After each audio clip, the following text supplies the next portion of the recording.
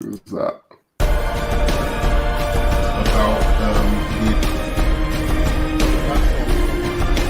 by making Cavill this guy again.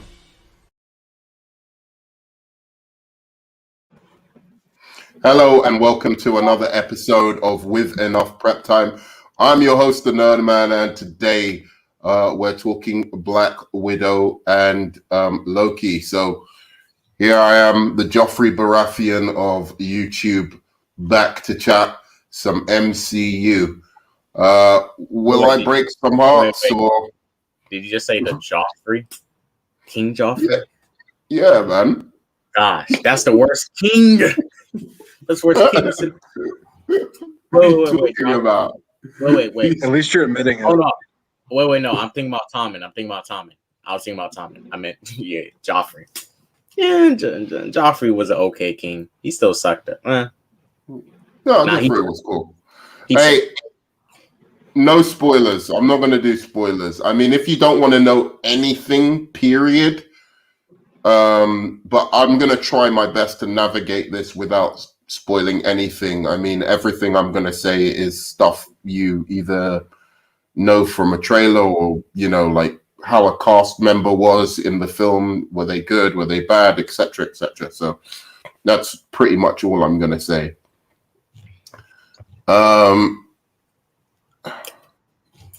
Hey, how's it going? What up, Ashley? What up,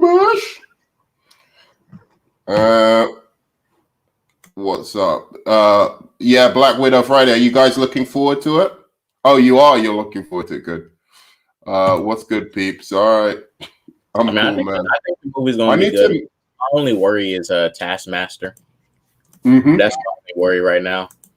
Oh, and supposedly Florence Pugh being a bigger standout than Scarlett Johansson. Those are my only two worries. But other than that, well, I think I'd like you to remind me of these while I'm talking, actually, because like you should remind me of your worries about it, because it will help me kind of remember some of the points I want to make. Because I've read a lot of the review, or not read a lot of the reviews, but I saw a lot of the reviews, and yeah, I have my opinions on them. So what other things were you saying? Like, were things that you were wondering about? Well, how is Taskmaster and Black Widow's Scarlett Johansson's presence as Black Widow? Like, does she feel like she leads the whole movie? Mm-hmm. That's something. Like, does she lead this movie? Does she like really take the helm and really this is her movie? Interesting. All right, we'll get to that. And what about you, Phil Milius? How are you feeling about this film? I gotta be just brutally honest here. I could give a shit. Why, just man? after her dying, after her dying in Endgame, it's like, what's the point of this? Like, they're just gonna. I already feel like I don't want to make preconceived notions, but I'd be willing to bet a decent amount of money that it's just going to be used as a vehicle to replace her with Florence Pugh. So okay, it's irrelevant to me, honestly. Interesting. All right, well, we're going to start off by talking about a very controversial ranking that I did yesterday. I want to know your thoughts on my ranking here. And then we're going to rank Loki, and then I'm going to rank Black Widow. So Loki after seeing episode 5, and of course, Black Widow. So first of all, I'm going to pull up the ranking. I don't know for what reason people seem to think that, you know, like I have this subjective view, but I guess I don't know. It's some people get very hurt by the truth. Some people, you know, like. Let's check out this epic ranking. This epic Marvel fan. Come on, nerd fan. You can be honest, man. You're a Marvel fan, bro. It's okay. Look. So first of all, about the ranking itself. So I've added a new thing special for this new ranking of Loki and Black Widow, which is called Please Just Stop. Now, one of these is going to go into the Please Just Stop. Basically, so that's going to be one of the columns there. But should I show you the rest of my ranking? You want to see from top to bottom, or then tell me what you think? Okay, so apparently I don't like Winter Soldier, even though it's my favorite MCU movie as of now, right? So, but apparently I don't like it. Oh my god, these category names got me dead. This is ridiculous, dude. Below Zack Snyder Justice League and the Dark Knight, but great. Below Wonder Woman and Shazam? Yeah. But very good. Look, but very good. That's like, I'm talking 8 out of 10. The first one is like 9 out of 10. The second is 8 out of 10. These third ones are about. How do you put Zack Snyder's Justice League in the same breath with The Dark Knight? Because I think they're both really, really good comic book movies. Actually, I should have put this Dread, Watchmen, Kick-Ass above. It should have been with Zack Snyder's Justice League and The Dark Knight, because I think those films are, for me, the greatest comic book movies. But I just wanted to ensure everyone knew that all of these movies are better than every MCU movie. Which is true. Kick-Ass is better than Spider-Man Homecoming and Far From Home and Guardians of the Galaxy easily. Kick-Ass deserves to have made more money than Guardians of the Galaxy. All right. And you know it. You know it. In my opinion, I would take those Spider-Man movies and put them in the Please Stop category. In my honest opinion, put them in the Please Stop. Hey, it's your list. Do whatever you want.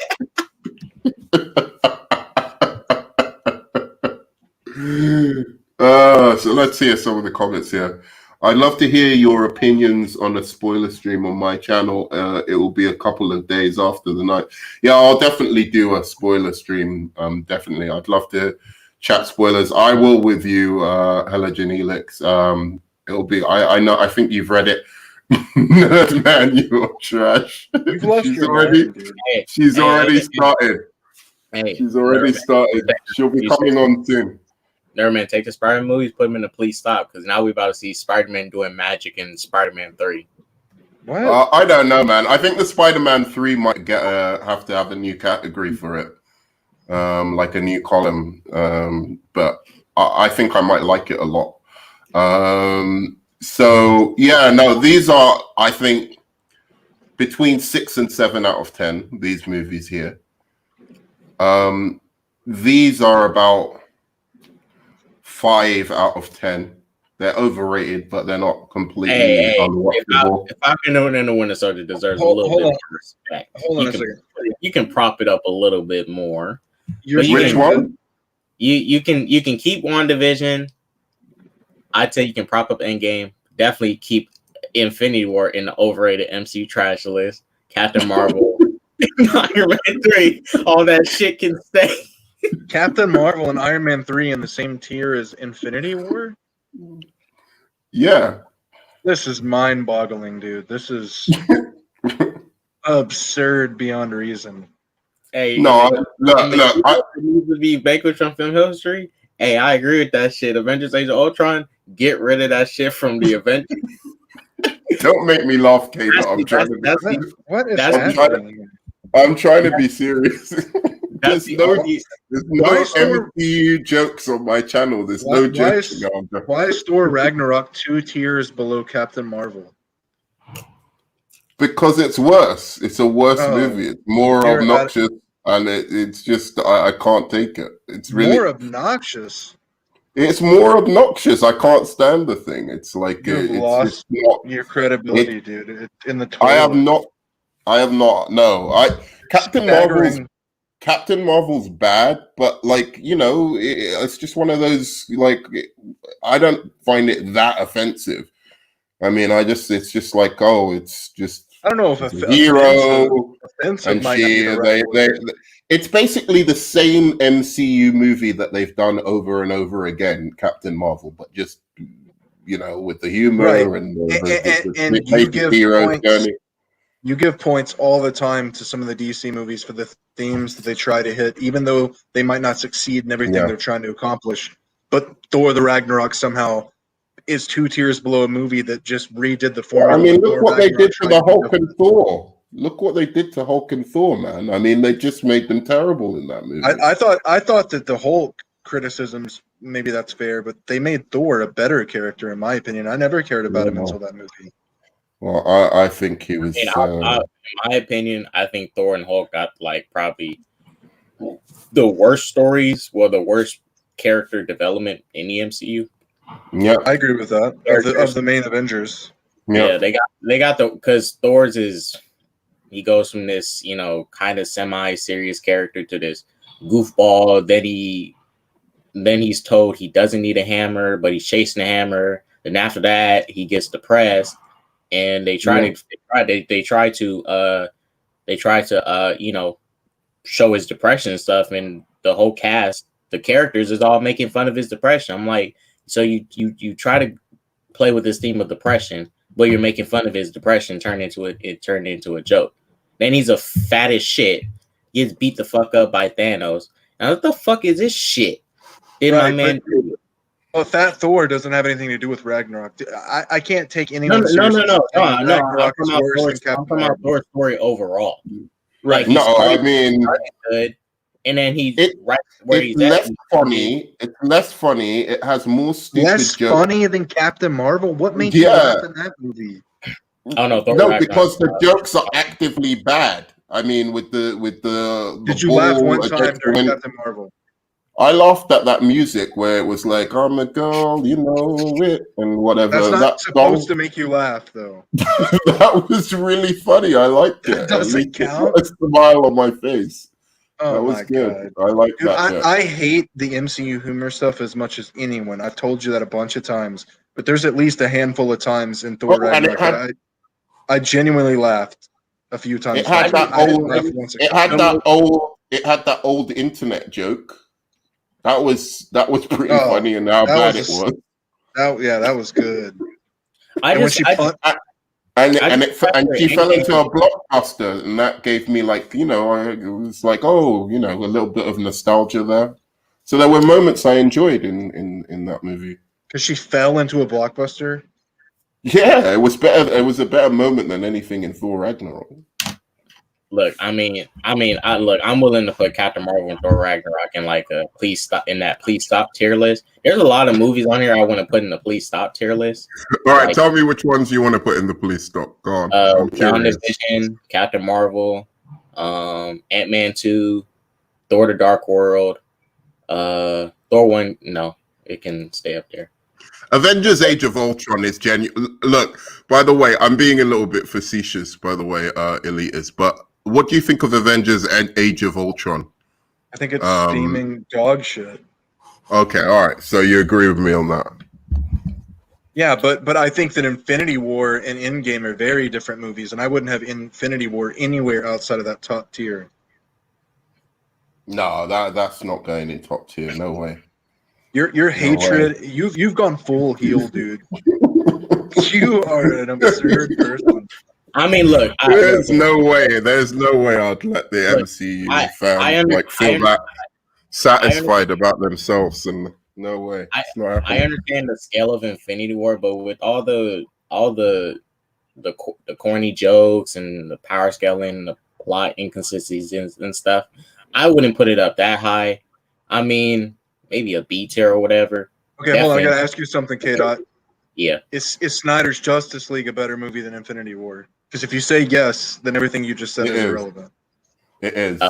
A better movie. Because the same criticisms go tenfold for that movie. No, it doesn't. It doesn't have as many plot holes. I'm gonna just say this. I'm gonna say this. I hate both them shit, but look, film is. I don't agree with Nerve, man. This shit's an A tier. It's out of control. I'm gonna have a heart attack. Yeah, A tier. Look, Infinity War is Zack Snyder Justice League. I'm not putting in no fucking A tier together. They don't deserve no A tier in my book. They can get like maybe C tier or whatever. They ain't getting no fucking A tier. Hell no. Neither of them. Listen, all I'm saying is Infinity War. And this is me being biased. I'll for sure put Endgame in fucking A tier. That's just me being biased. All right. But see, all the criticisms you just said about the plot holes and stuff, that goes way more for Endgame. Infinity War, you're not being objective about it. Infinity War has got a lot of plot holes, but like, I mean, I've gone over them. I think the plot holes. Really don't. Yeah, I think the plot holes in Endgame and Infinity War are even because they're both the product of each other. The whatever problem where it has, Endgame is going to inherit those, and it did. It tried to fix some. It didn't fix it all. It created more issues because they're technically a part 1, part 2 of each other. It just created more issues. But personally, for the first part of Endgame, the time travel stuff is shit. But the first part and third part of Endgame is like beautiful. But mind you, the first part for me ends when they time travel. When they time travel in the middle, that's when the movie gets fucked up. That movie is fucked in the middle. Well, I think I want to get to the Loki and Black Widow of it all. All right, so one of these is going in. The Please Just Stop. I think you're gonna. I think you're putting Loki there. So I'm gonna tell you right now. So what should I use for Loki? I'll use another TV program, right? So we know WandaVision is in overrated trash. So where am I going to put Loki? I'm going to use WandaVision for it. It is going to go in the Please Just Stop. Yes. Get WandaVision the fuck out of here. And for Black Widow, I'm going to create a whole new row. Hey, Falcon and the Winter Soldier was worse than WandaVision. I'm creating a whole new row for it. I see that. Falcon and Winter Soldier is better than WandaVision. Okay. Oh my gosh, I wonder what the name of this list is going to be. I'm about to die. Ass? Oh, I thought I was going to say ass. As good as Batman Begins. That's high praise. What the fuck? Okay. I thought you were going to put Batman and Robin. Damn, that's some high praise. Yeah, I'm shocked. So it's as good as Batman Begins? God damn. I think it's just about... I like Batman Begins more, but just because it's got Batman in it, right? Like, if you're talking about, like, from beginning to end as just a piece of entertainment as a film, maybe I should let me put it this way. This is... Maybe or you're right about that. So it's as good as Batman Begins, in my opinion, in a lot of ways, but Batman Begins is superior in others. But I'll definitely say and Winter Soldier. This is Loki or Black Widow? Black Widow. Black Widow. I think it's really fucking good. I think it's, to me, the MCU movie I have enjoyed the absolute most. And I'll talk about it just in a minute. Why won't it let me add this row? How do I get it to add it? Because the rest of the tier list is erect. It's trying to compute. Add a row above. Do that. Let me see what happens if I do this.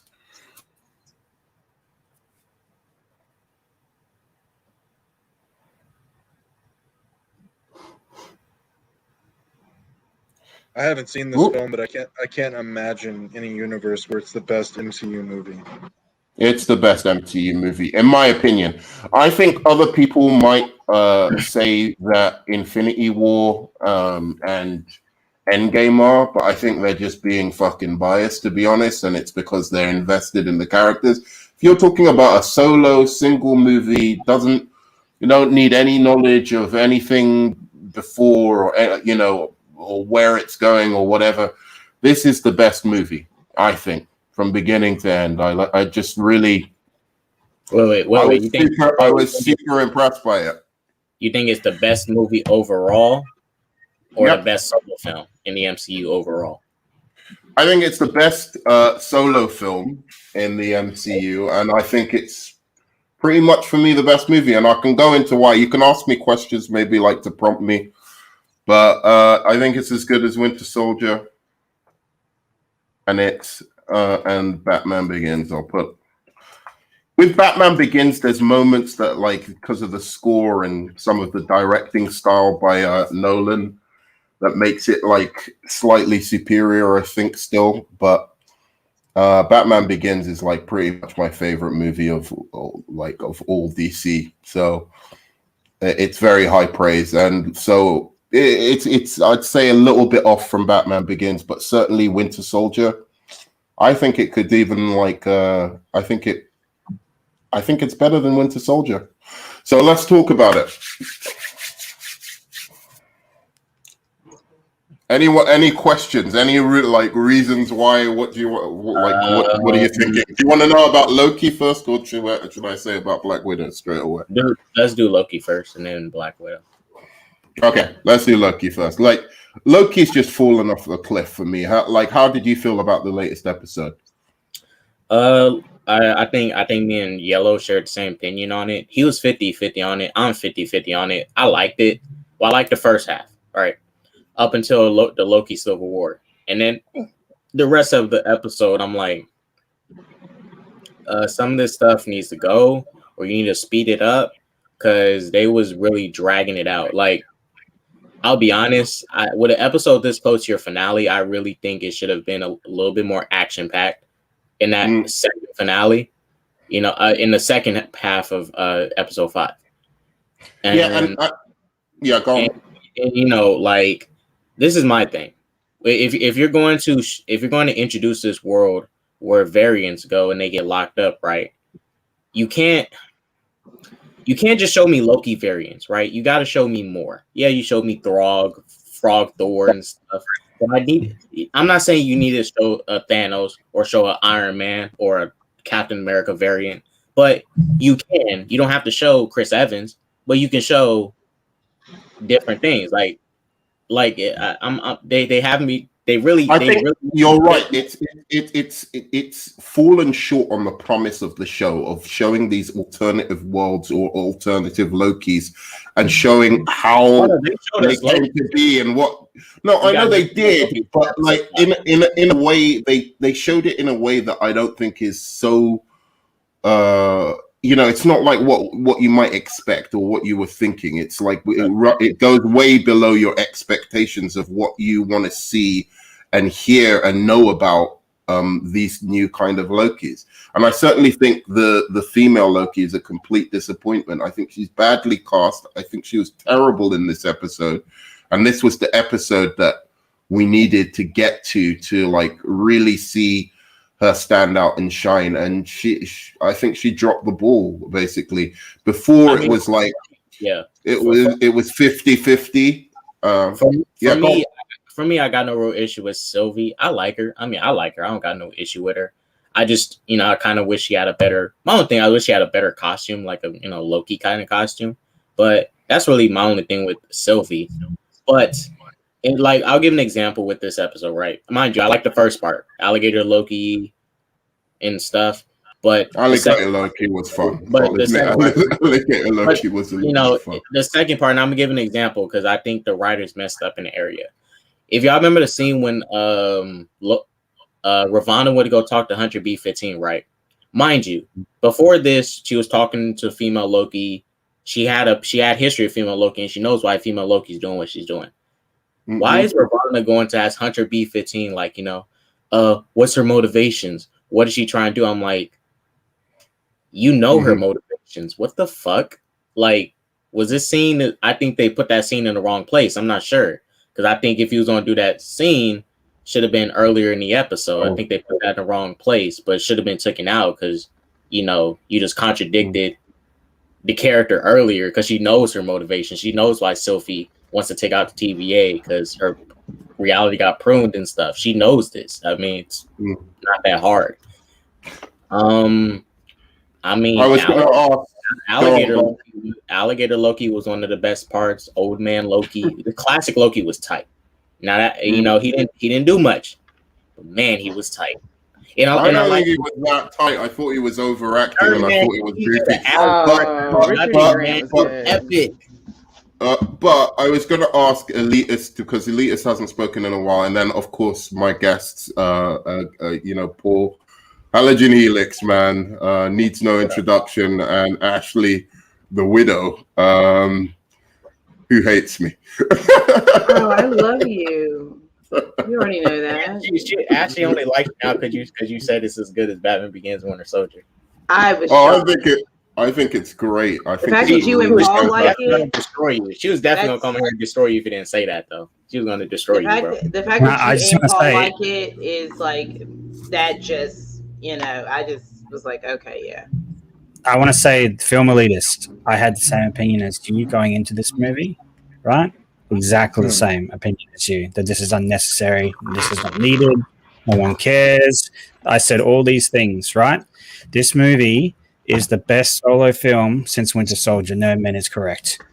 It is the best solo film. Yes, my girl's doing it. And I said this in the chat as well. I don't know if you read this, but I got teary twice in this movie, and one of the times oh, I'm so excited. Oh my god, I'm so excited. They set the tone of this movie at the beginning of it. No Man knows what I'm talking about, and people that have watched it know what I'm talking about. Yeah. There's this scene at the start, and it's just like, it really is gut wrenching, and then it just sets it. It fills in. Look, I will say this: it does what Marvel does, right? Where they continue something, they try to build something from a movie. I really wish this came out after Civil War. I really wish she got a trilogy. This movie is like, if Bourne and James Bond had a daughter, and her name was Romanoff. Like, the action in this movie is like Bourne level action. I have a few problems regarding the action, because I think there are some unrealistic. Kevin Feige did say that. The big action piece at the end. There is an action piece at the end that we see in the trailer, because I'm not going to talk spoilers. Don't spoil, man. Don't spoil. I'm not going to say anything, but we see part of it in the trailer, right, where they're falling from a thing. I won't say what it is, but they're falling from a thing. I will say that's the only part of the movie that's really comic book BS-y, because it's like, this is not realistic. No, like, the impact that some of the people take from falls in this movie is also very comic book. Like, it reminds me of John Wick 3. Paul, they need to just say she's a mutant. Like, really. Yeah. They just need to say that she's enhanced like she is in the comic book. Yeah, there are. I thought they should have retconned that. If you can get over that, then I think it's you'll enjoy really emotional. Very funny. Really good family kind of element to it. I want to say that when it comes to the Marvel humor, right? So you know how they always have this thing of, and I don't like it in Ragnarok, where they have this sad thing happen and they make some humor out of it straight away. This movie times the humor perfectly, and it's only in a certain point of the film. It's only really in that sort of the point, and they show it in the. I can say a little bit of they show it in the trailer when they're having that family dinner. That is where primarily all the humor of this movie happens. There is like very weighted scenes of emotion that do not have a humor thing after it. It just leaves you with that emotion. No Man, that scene at the end with her sister, is like that scene at the end is the thing that got me to get all teary. Like at the end when she says that thing to her, but like, I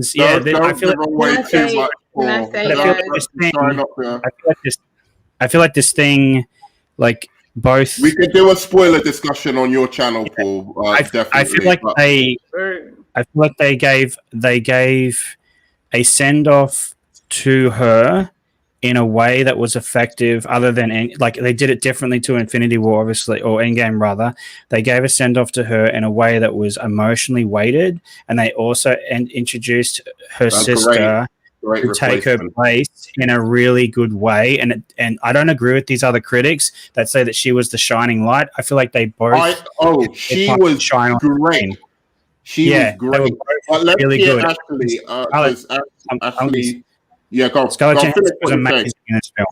I just wanted to say, what do you all think about what Kevin Feige said when he said that there's still possibly a place for ScarJo to come back in the MCU down the line? Right now, I would love to see that if it's done in some way, because she's a trilogy one of out my of this favorite characters. She's now one of my favorite characters in the MCU. For sure. This movie, if it had come out after Civil War, I would have been a champion for a trilogy for Black Widow, like her having 3 movies. And they've kind of set it up in a way for them to continue the Widows, which is really cool. And that end scene, like, I want to say something. People are gonna, like, people who attack the woke culture, or whatever. I'm with film elitists, and I don't like woke culture in movies. Right? This movie does the female empowerment thing in a way that doesn't hit you over the head with it, like Captain Marvel did. This movie has like a point of it's better. It's like a Wonder Woman in this way. Like, exactly. Where there's a scene in it where she takes the power. Nerman knows what I'm talking about. Back. But wait, Paul, don't give away too much. No, I'm just gonna say, my sister and I were watching it, and when she did the thing, we were just like, everyone in the cinema was like, yes, like everyone. You could totally hear everybody in the cinema championing like what she did, and we're like, kick this, like we were just like, yes, do it. So everyone was, in the cinema. It was that, like, there was lots of laughter, and I think without giving away too much, I won't say. I'm trying to navigate very clearly. I'll say this: spoilers. If you like the no man's land scene in Wonder Woman, then there's scenes in this that might that are there. The best moment in Wonder Woman. Yes. So what were you gonna? Yeah, go on, Paul. And then what are you gonna say, Kate, after? I'll finish with this. This movie is emotionally weighted. It isn't a nothing burger like I thought it would be, right? Sure, she's dead, and like, even my sister went in and said, yeah, it's weird that they released this now because she's dead, right? Even my sister was saying that, but I walked out of this movie and my sister was like, oh, what do you think about this movie? And I couldn't think of one bad thing in it, and it took me all night and like this morning to think about. I can think of a couple of bad things. There's one thing I don't like about this film, and it's Taskmaster, and it's probably not for the reason you think, Nerdman, but I just think if Taskmaster had risen to the occasion of the Winter Soldier, this movie would be on par with the Winter Soldier for me. Winter Soldier is just slightly above, but this movie is just below the Winter Soldier for me. Like, this movie is instantly in my top 5 MCU films easily. As like one of the most I want to watch this movie again, which I've said many times. I don't watch these movies over and over again like Ashley does.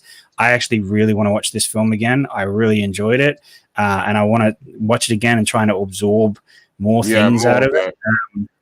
Because it has that much emotional weight in it. Well, I'm gonna come back to you, and we're gonna try and again navigate so we don't give any spoilers, don't give away where they might have important scenes, just maybe a bit more general. But Kata, what was your question? All right, I got a serious question. Please answer honestly. Yeah. Is Red Guardian? How is Red Guardian? He's fantastic. Does he put in work? He's amazing. He's amazing. He works. Yeah. He's the comic relief of the film, essentially. But I mean, when it comes to the Green Adman, he's like the comic relief of the film. He's the comic relief, but there's some heart there as well. He has heart. I would say this: it's not. I don't want to give away too much. I don't want to say whether he's good in the action or not. He's great. I'll just say that as a character, I think you'll enjoy him a lot. I think he's wonderfully written, has a great arc in the film, and he's one of the standout characters, one of my favorite characters, along with Scarlett Johansson and Pugh. Those are the Yes. three ones. And I also have to say, I think the villains, I think you're undercutting these villains. I thought Taskmaster, I would say, you know, like I think she does well as I'm not look. Oh, I'm not going to say anything more. I'm not going to say anything more. You know what? I'm not going to say anymore. Taskmaster, Taskmaster's nice as a villain, basically. So, K. What's the rest of your question? I'll say this. I'll give you this. Taskmaster. What I'm talking about is not so much the character behind what Taskmaster is and what happens, and we learn. We learn a lot of things in this movie. Just harken back to Avengers and what Loki says to her and all these things, right? We learn all the things in this movie about Black Widow. And it's not like, it's not like Solo where we didn't need to know how he did the Castle Run or any of this crap, right? It's actually necessary to her character moving forward to understand the weight of why she's actually in the Avengers. All these things are answered in this film. We get a real fleshed out character, and that's such a shame that this didn't come out after Civil War. It's such a shame, like that it didn't come out in that time, and we could have had. I think her death in Endgame would if you watch this now in order, Civil War, and then this, and then watch the rest of the MCU, and then get up to Endgame, I feel like it will give her death, including with Hawkman, so much, not Hawkman, Hawkeye. It'll give so much more weight to her death in that movie. I think in the watching it again overall. But yeah, Taskmaster. All I'm criticizing when it regard to Taskmaster is the action sequences are like a little bit just under Civil War under Winter Soldier when it comes to that for me. Like the knife fighting under the bridge between Captain America and Winter Soldier, it can never be beaten for me in the MCU. Look, what I was trying to say is I prefer Taskmaster to Winter Soldier, to be honest. Even no, I'm sorry. Take away the action, which you might be right about, but I still think the action was great. So it doesn't really. I think emotionally weighted characters, I feel like they're on par because it's Bucky, right? It's Bucky. That's the Winter Soldier, his best friend from when they're like back in the day. Right, all through life, his best friend. So there's we're not going to say more about Taskmaster. Something else that we're not going to talk about. But there's the same sort of like emotional weight there, right? And so that there is that emotional driven thing there with Taskmaster. So I think I feel like the action is the only thing that I can criticize. Like that's the thing. I have to think. That's the thing about this movie. I actually have to think to criticize this film. I have to nitpick. I actually have to get down to nitpicks because what do you like about this movie? And I was like, last night I couldn't think of anything. I was like, I don't know. And I was almost going to give it a 10 out of 10. And then I was like, if I nitpick, I can make it a 9 out of 10 if I criticize some of the action sequences. And even then, that's me nitpicking. So... it was way better than that movie. That movie, I'm going to say this, Thor Ragnarok, it's a piece of trash compared to Black Widow. I'm just going to say that. It's trash. Piece of trash. It's also just a complete piece of trash, though. Let's just be honest about it. But emotional weight in this film, the emotion that happens in this film, what they give to this film, right? The fact that Scarlett produced this film, I think, has a lot to do with this. There's not that much comedy in this film. It isn't quippy. It is actually a driven film that makes you feel where she's at in her life at that time and why she is the person she is and why she dies in Endgame. It really gives that weight. And I really think when I watch it again, if I watch it in like sequence again, like I said, and I get up to Endgame, I feel like I'm going to feel so much more for her death because of this movie. I just got to be honest with that.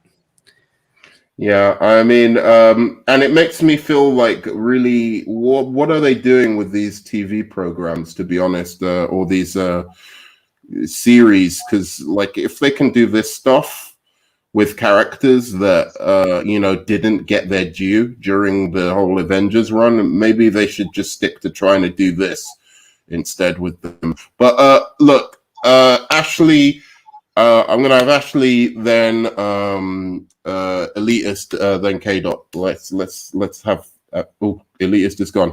All right, so Ashley, what do you have to say? What's your response to all of this?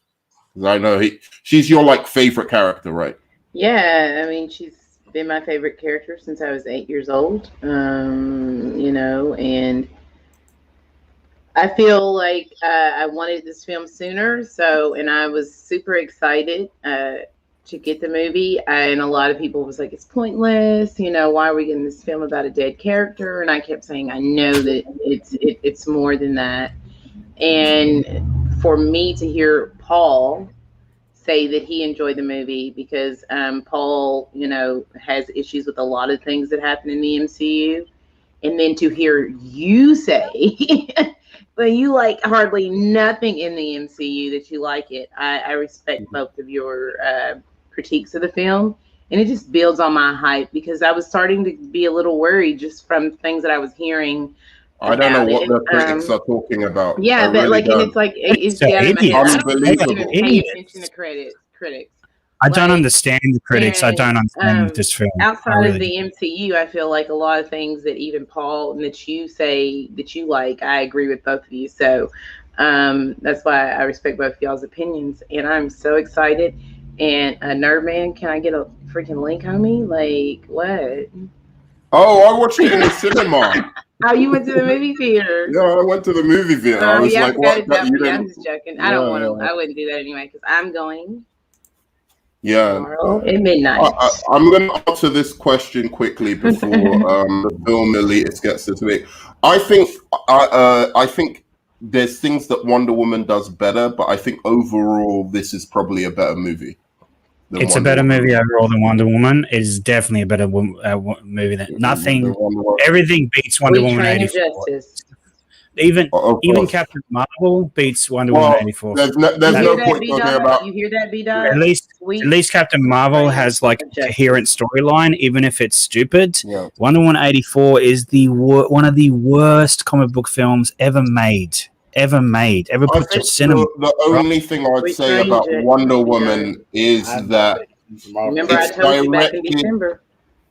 It's directed to elicit real strong feeling out of you a little bit more than this movie. Like real strong moments of triumph and whatever more than this movie. But you get those moments. You get those moments in this movie as well. I'm not saying you don't.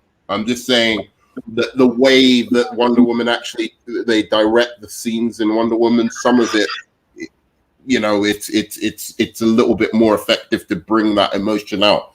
But in terms of it's just a great movie. I think you can compare this to just a good action thriller, spy movie. And it doesn't just have to be just comic book spy movie, or just comic book movies. I mean, it could be any spy thriller that you can compare this to. Let's hear from Elitist and K-Dot. I haven't seen the film, obviously, so it'd be unfair to criticize it without seeing it. I think the problem that I have before even seeing the movie, just to be fair, I think that I can tell exactly what this movie's going to be. Like, I feel like I already know who Taskmaster is. Maybe I'm wrong. I feel like the thing you were saying about the opening scene and the emotionality of it, I feel like I know exactly what that's going to be. I feel like I already know what this movie is before I even watch it. I don't have to watch it. And then when it's done, it's like, well, not only was she dead and now we're going back in time to do a prequel, but Kevin Feige says, well, maybe she can come back. No one's ever really dead. And while we're at it, we've got a replacement. Even if it succeeds in what it's supposed to be, I'm bored. It lessens the emotional weight of the movies I just watched 2 years ago, because it's like no one's ever really dead. Nothing ever really means anything, because if a character is popular, Disney can just resurrect them. You know, so I don't understand what the point of watching the MCU is at this point. It's the same thing with Loki. I don't think it's a bad show, but it's not entertaining to me. The consequences and the weight of everything that was set up in the first couple of phases of the MCU are completely out of the window. Everything is just exactly what you expect, and it's boring. Even when it succeeds, it's boring now. It's all formulaic. Nothing ever really matters. No one's ever really dead. The consequences that matter in one movie, we just go back and retcon it. Like I don't see the point in this anymore. I don't have the jolt in me to go spend $30 to get this on Disney Plus or go to the movie theaters and get out of my house to go, watch this shit. That's just honestly how I feel. And maybe I'm wrong about some of the stuff we can talk about in the private chat after, but I bet you $100 I can tell you exactly what that emotional scene Paul was talking about is, and I bet you I can tell you who Taskmaster is and how that connects. I'll take you up on that. Yeah, I'll take you up on that. As long as you haven't read anything about it. I haven't read anything. If I find out you've read some shit about it, I haven't. I'll be annoyed. It's not that hard. Man, we'll be able to tell. We'll be able to tell straight away. All right, we'll talk after because I'll get a little bit of that action. I can't wait for that conversation. I want to see you all with what I think might be happening too. So how complicated is it? It's so obvious. Is it? I don't. Look, I'm not really going to say that. I'm not going to say that it's like super complicated. What I'll say is that it's not even just unexpected. It's just well written. So I mean, if you can just intuit like how somebody will write a really fantastic script about Black Widow's backstory or whatever, then sure, you'll probably get it. I don't know, but it's very well written, and it's the best way you could tell all of this stuff that is perhaps you know about, or perhaps you can intuit from what's happened in the rest of the MCU. But I think there's quite a bit of surprises. Can I ask for me anyway? There was a question. I would agree with that because Paul did not like WandaVision, and Jack Schaefer was the showrunner and was the head writer of WandaVision, and Jack Schaefer wrote Black Widow. Do you feel that this script? Do you feel like the script overall is a good script? Or is the acting and the action what drives the film? No. Script. No. The script is great. This movie hits all the correct amount of things. Like there's enough emotional weight in it. There's there's enough comedy in it to alleviate. There's a scene, and then there's enough comedy in the middle of the film. I would say in the middle of the film, it's not forced, and it's not comedy. Forced.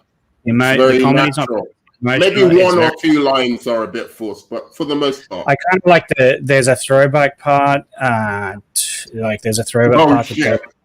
Dude, that's really good. The thing that between the two sisters. Don't say anything more. But the thing between the two sisters is the most hilarious thing I've ever seen in a. I really feel like they're sisters. They feel like they're sisters. So that's good. How can people are so funny? People are like, I know who Taskmaster is. It's so obvious who Taskmaster is. It's so obvious. You know what's funny about that is that you guys have no clue who Taskmaster is. You want to know why? Because I'm not going to tell you because it's a spoiler. But you have no idea who Taskmaster is. You think it's. I bet you most of them think that it's Plu or whatever her name is. I bet you most of them think it is. Nope, not her. Just going to say that. No, I'm going to say it right now. It's not a spoiler. I'm telling you, it's not her. So if you think it's obvious that it's her, you're wrong immediately, straight away. It ain't her. So you need to, check yourself because people are like, I think it's obvious. It's obvious what's going to happen. And I did this too. I went in there going, oh, it's obvious what this movie is going to be about. We're going to get the backstory and everything. What I didn't expect is for the emotional weight to come from that backstory. And it actually informs her character a lot more. It's not pointless. It is. I wasn't shocked by any of the revelations, and I don't know the history of Black Widow at all. Oh no! But I don't. I can I see know, what like you're saying. Taskmaster is like not a shock reveal, but what it is it's like no, there's no way. Like I can't do it without spoilers, right? There's no Don't way. say anything, bro. 'Cause Yeah, like there's no way people know who Taskmaster is without seeing this movie or reading spoilers. I'm just going to say that because MCU borrows from the comics. It doesn't make the comics always reality. So I'm just going to say that people need to check themselves because it's obvious. It's obvious. Is it like? Even halfway through, people don't know what it is. Like when there was guessing from my sister and I know that when we were watching the film, but yeah, it's not obvious who Taskmaster is until the actual reveal at the end. That's when you get to know who it is. What do you think about it, Newman? I don't think it was obvious, even in the movie. I feel like it built to it. I'm not going to say anything more, but I'll just say I wasn't surprised by much in the movie, but and that's the whole movie, nothing to do with Taskmaster. But I still think it was just incredibly well executed. Everyone thinks that it's blue. It's hilarious. It's not. You need to check yourselves if you think that it's her. It's not her. K-Dot, is that who you thought it was? I didn't want to say anything about who it was, but like, is that who you thought it was? I mean, as long as it's a dude in the suit, I ain't tripping. That's it. Gotta be a dude under that mask. That's it. That's all. Why does it have to be a dude? Why are you being sexist? Why do you think that it should be a dude? Because Taskmaster is a dude. You're a sexist guy. I'm just joking. Is he? Yeah, he is. It is. I mean, yeah, he is. Oh wait. If it works within the story, is he? Especially where I don't know who Taskmaster is. That's what I'm saying. You guys, like, people go in there, like, with these perceptions. If it's a female, I would be okay, but I really think it's a male just from when I see them fighting Red Guardian. But I feel there might be too, but I don't know. We'll see. I'll see it when I see it. Let's just leave it at that because I don't want to go any more into none of you addressed the conversation. Now I'll say none this. of you addressed what I said. There was people. K-Dot. I'll say there was people who was thinking it was Rachel Weisz, which I never even thought it was. We're not going to say who it is. It's nothing. Don't say anything. I'll beat you up, Paul. Okay, K-Dot. Yeah, okay. But so did you have anything like before I address what film the Yeah, no, I'm getting scared as well because I know you're like really excited to talk, and I can't wait to talk to you about it. I mean, I'll say this. I'll just say. No, I'm not going to say anything. I know you aren't. I'll say this without trying to spoil. I mean, By the time Paul's stream happens, I will have seen it. I trust your guys' take on it. You know, I mean, I think it's gonna be good. Mind you, my only issues I potentially had is Florence Pugh going to outclass Scarlett when it comes to the acting? No. ScarJo is a great actress. There's no way. Both great. Nope. They were both they're both great. I mean, they both very different. No, you're They're not. very different. That's it. That's all that happens. No one outshines the other one. These critics are full of crap. I don't know what movie they watched, but they don't know. They have no idea what this movie is. I mean, but Scarlett. That's why you don't look at They both have their time to shine in this movie. They do not outshine each other. They feel like actual sisters in this film. If anything, I would say. If anything, I would say that Pugh is a good spice in this film, but the real meat of it is Johansson. That's correct. I agree with that completely. That's a good assessment. And I want to say, like, when we talk, I did feel like when you talk about the humor, like the family humor, like in the trailers, it was cringy for me, like those family humor moments. But like the little jokes between Yelena and ScarJo, like Natasha's those were the worst ones in the trailer. Like the ones between them two, though, those seem very real to me. Like when they're in the car and she was like, "What was your plan?" She's like, "My plan is to drive away," and she's like, "That's a horrible plan." Like to me, that's like That two bit's hilarious. sisters, like No, being like man. you're being a No, dick. man. Like How so, do like you- I how- feel like those Yes, moments seem I'm not very going to I'm not going to say what it was. Don't say how it was. But that bit's hilarious.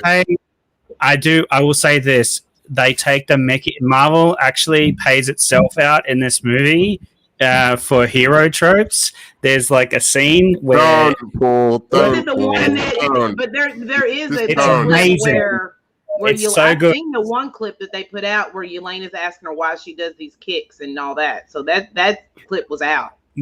Yeah, so they do that, and it's like a running. There's a couple of running gags in the movie where they sort of pay off on that of her making fun of her hero like drop stance thing.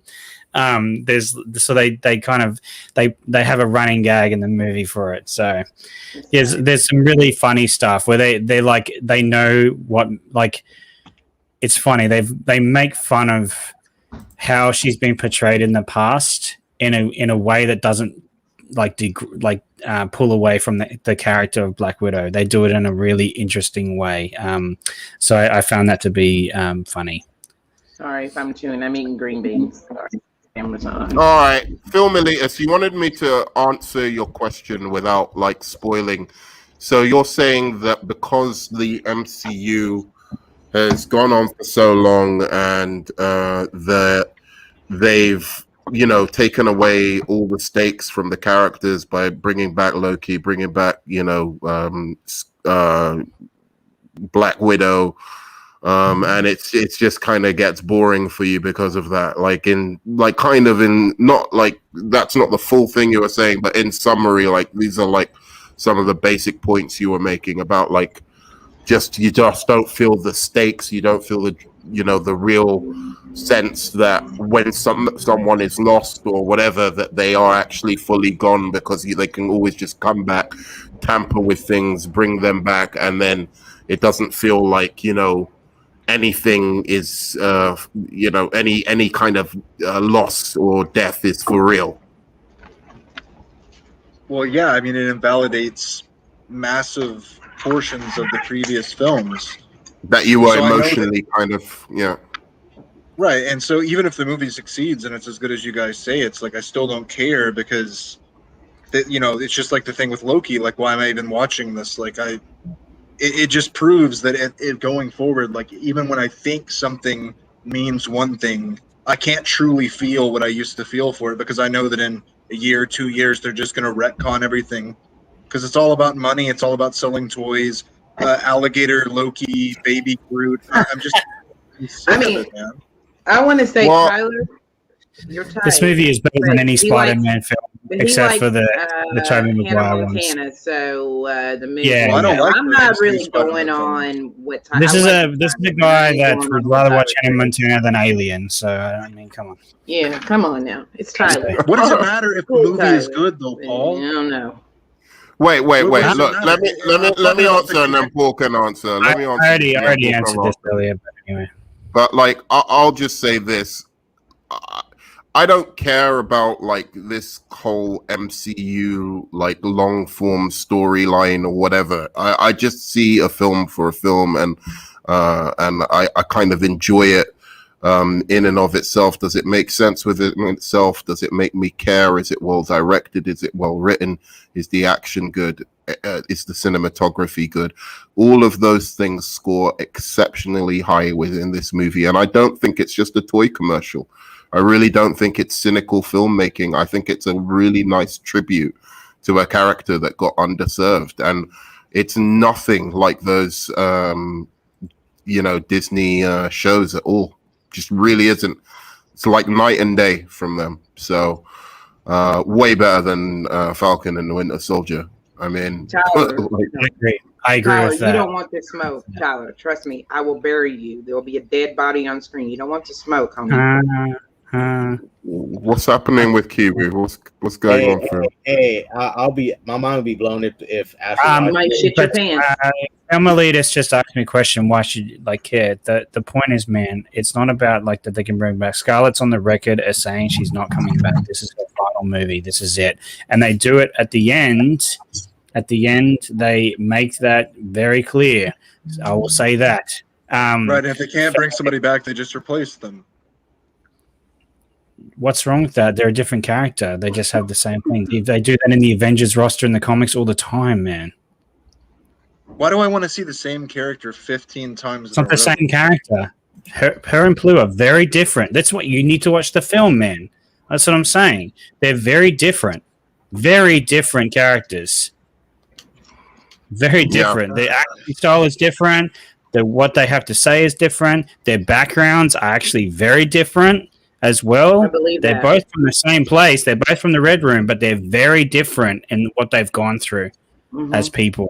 I'm just going to say that. Obviously, So, they're going to be. you learn that they're in going to be this written a movie. little You learn that in this movie. That's the thing. That's what this movie felt that does. from That's jump. how it drives the MCU So I need forward. to watch as a the movie vehicle. so I understand the new Black Widow's personality. Oh yeah, and I have to say, even Well, for that someone makes who sense. doesn't give, I don't give a shit about the MCU. You know that this movie actually does drive it forward in a good way, like better Yes. than I anything. think that they're Again, that trying I've to seen. change a little bit of certain things. I feel like maybe.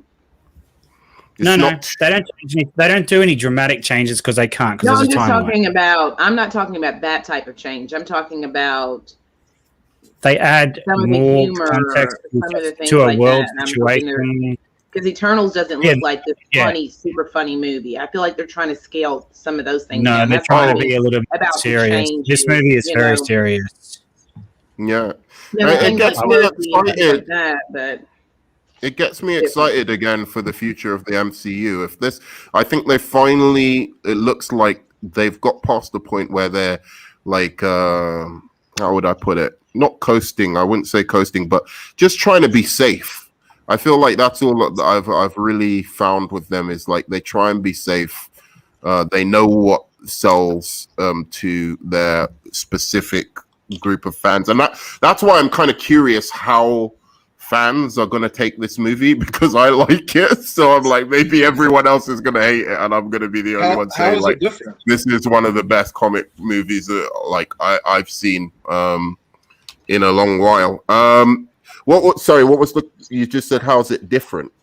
Yeah, because what you just said about them coasting along and stuff, that's the exact point I'm making. So how is them getting a replacement Black Widow who, yes, of course, has a different personality and a She's different not a backstory? replacement. She's not a replacement. Yes, dude. she This is. the thing. No, she's not. You haven't watched Yes, the she movie. is. You don't know what you're talking about. Just like Teenage Hawkeye is going to He be is not. for Hawkeye. Okay. Is that's Doesn't the mean they're not the different. comics Of course they're say different that characters. Thanos Is will US, mantle hang on, Hawkeye, though. Elitist, dude, you're speaking from ignorance here. Is US Agent a replacement for Captain America?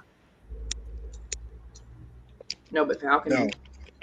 But Falcon No, is. that's right. That's what this woman is. That's what she is. That's the only thing Yeah, I'll say. She's a That's it. thunderbolt, dude. She's bad. You've got Okay. no idea what you're saying, man. She ain't in the Avengers, this Black Widow. She ain't in the Avengers. You're So I'm telling just me going that to say she's- that. You're telling me you're Well, telling me that stop, she's because I already know what Stop. that means. That thing. You're Oh. telling me that they didn't introduce this character directly to Nope. put her into Nope. future team up movie. I think Nope. that she's supposed No. to be a parallel Whoa. of Black Widow. She's Whoa. the opposite of her. She's the Oh, opposite. I think you're giving away way too much. Very man. I'm not. That I'm answering his comment. question. I'm answering his question. I'm not I've saying where already she thought is. that, I'm not so saying I who she think joins. I'm just saying she is No, not I don't Black mean. I just mean like by accident. It's too like. I already kind of figured out. who If Black I hadn't watched it, I wouldn't want to hear like certain of these things.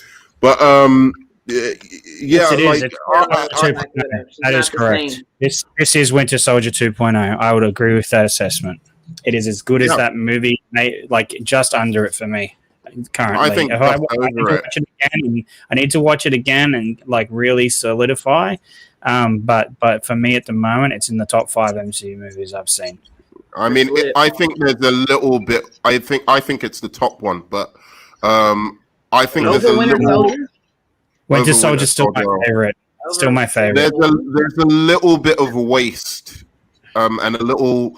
A little bit of waste in Winter Soldier that a little bit of stuff I don't know. over it that I just don't appreciate. I Like the can't. little stupid flirtations between him and Black Widow, or when they're like, she's trying to set him up while they're having fights and stuff. All these certain like tropey things of the MCU. She's trying to set him up on a date while they're like going The into a beginning serious of the battle. movie.